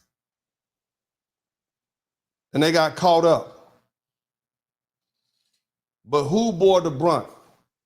We did. Black families. The prison boom caged our fathers, our sons, our brothers, our uncles, our grandfathers. The very communities that cried out for help were the ones ground down by the machinery of mass incarceration. And decades later, even now, many of these same leaders, they don't want to take credit for it. Some of them even deny they even made a mistake. So here's the lesson today. If we call for safety, and we must do that, we have to do it with wisdom. We must demand focused enforcement. Go after the repeat violent offenders. Target the hot spots, because the law of crime and concentration proves that half of the city's violence happens on just a few small streets. See, the policy must be precise. We must tie every surge in enforcement to sunset clauses and data reporting and civilian oversight and due process safeguards, so that the same system can't quietly be turned against us. And we must insist on investments the 1994 bill shortchanged us on. There was no youth jobs. There's no mental health care, no substance abuse treatment. So we don't rebuild the same punitive machinery that we had back then with a new disguise. Here's the short of it. In 1994, you had all these black politicians like Charles Rangel and these mayors and this clergy. They stood with Clinton to save lives. And the result was mass incarceration that widened racial harm. Let's not repeat that mistake. No matter how much you like Donald Trump or how much this is appealing to you to get rid of these YNs, let us ask for safety, but let us write the policies in a way that cannot be weaponized against the very communities, us, they're meant to protect. That's the caution of 2025. See, when we talk about the 1994 crime bill, people point the finger at Bill and Hillary. They talk about Hillary calling everybody super predators that were my age at the time. Okay? But see, if they were the pot, many of our own black leaders and our own black folks in our communities, we were the kettle. It was our support that paved the way for the law's passage. And we are still paying the price. Back then, the crime was out of control. You see? You had people like Charles Rangel, and he was right up there with Nixon and Reagan as far as the crackdown. You had dozens of black pastors who signed letters supporting the bill.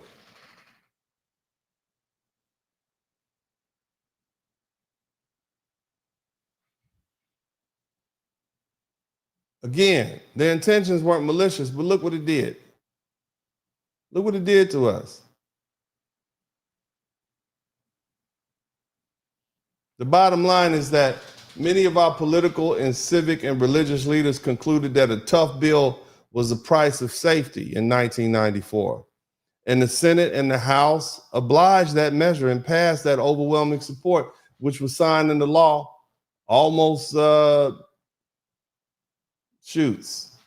almost 26 years ago today on September 13th, 1994. But what many didn't see was who would bear the cost.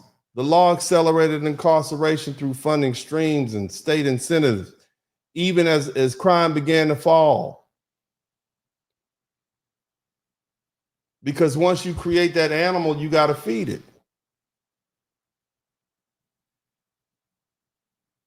And what happened later? Hillary Clinton admitted that the bill had negative consequences and needed to be revisited. The CBC shifted, highlighting the prevention and treatment. Even Charles Rangel tried to come up with some reform. This is a black man.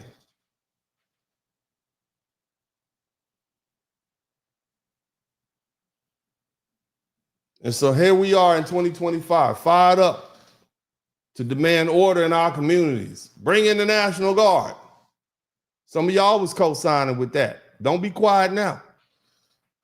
But we don't need to repeat that same mistake.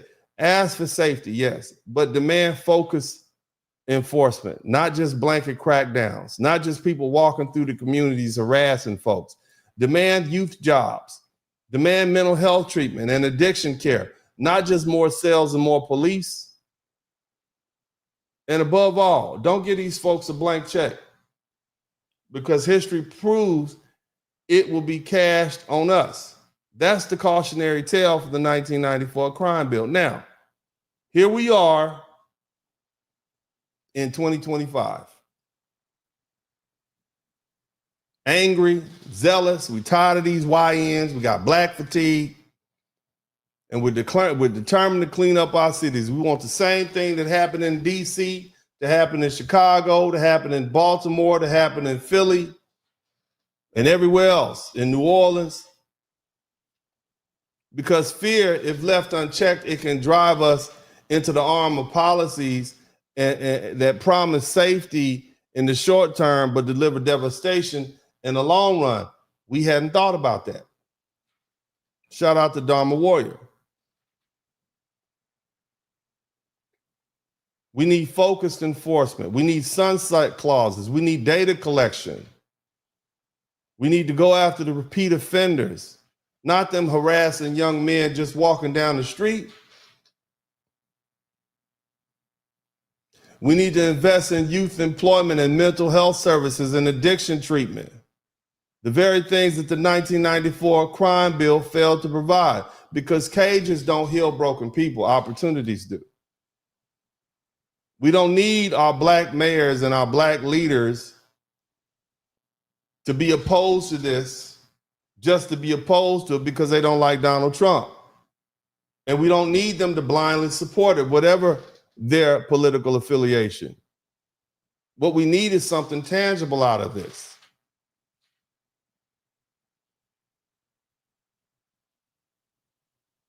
Again, when we allow fear and desperation to dictate policy, we risk endorsing solutions, shout out to Michael J., that devastate our neighborhoods. But in truth, you see, in truth, as foundational Black Americans, we have to accept the fact that we're always the primary target of white supremacy in this country.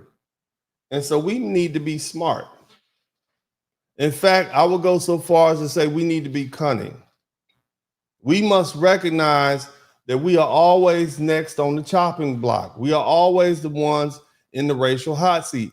Even if at this moment Donald Trump and his administration are distracted with illegal immigration and Arabs and Latinos or Asians or midgets, tiddlywinks, whatever. Don't make the mistake. The majority of the state's attention always finds its way back to us. And that has been the story of America since its founding. And let me add this. We do not have a race problem in the Black community. We have a cultural problem.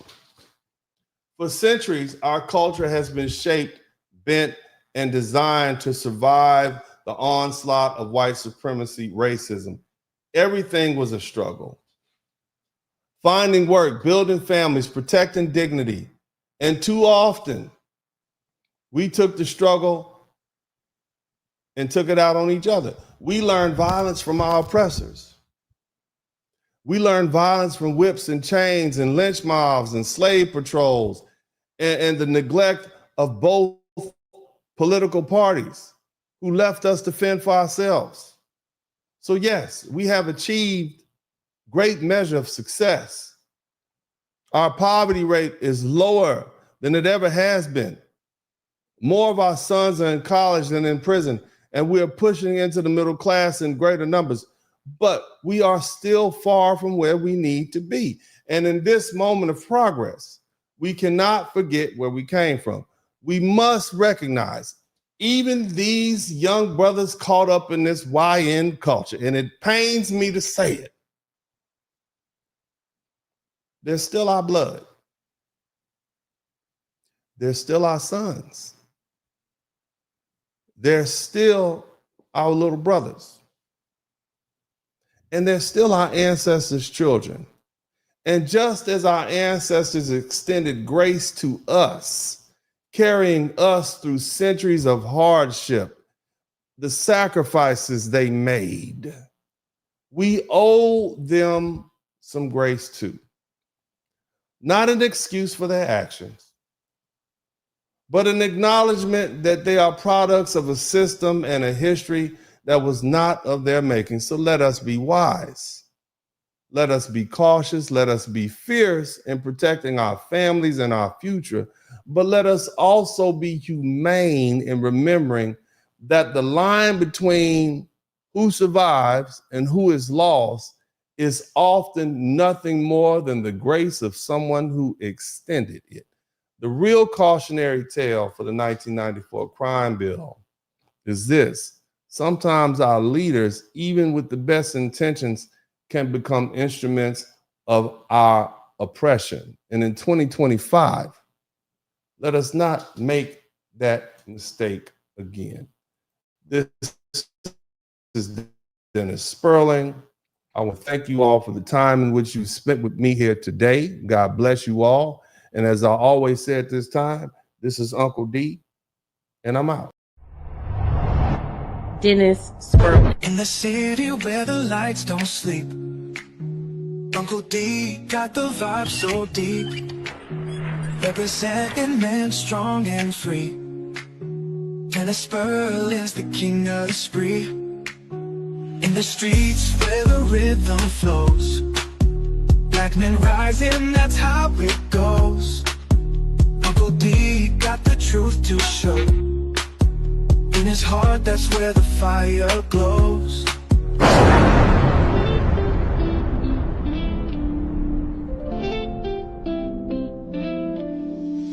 Late night tuning, light up the stream. Dennis Spurling, wisdom gleam. Voices whisper truth and insight. In his podcast, feel the light. Harmony in every word. Truth and laughter you've heard. Well, that's alright. Wave after wave of smooth delight. Dennis brings the dark to light. That's the Elizabeth, baby! Share the tales unfold. Stories pour like morning gold. Feeling the wisdom and something. Subscribing like time after time. Black men, black men, black men. I want to salute you. Your incarceration rate is down. The education rate is up. We up. We went from, we are doing great for ourselves. So you should salute yourself. Shout out to all the brothers out there, whether you're a truck driver or an engineer, whether you're an electrician or garbage man, a doctor, a lawyer, if you a hard-working brother, if you fresh out the penitentiary, but you on your grind and you doing it legal and you trying to make amends for yourself, man, I salute you too, brothers. God bless you. This is Uncle D, and you know, I'm out.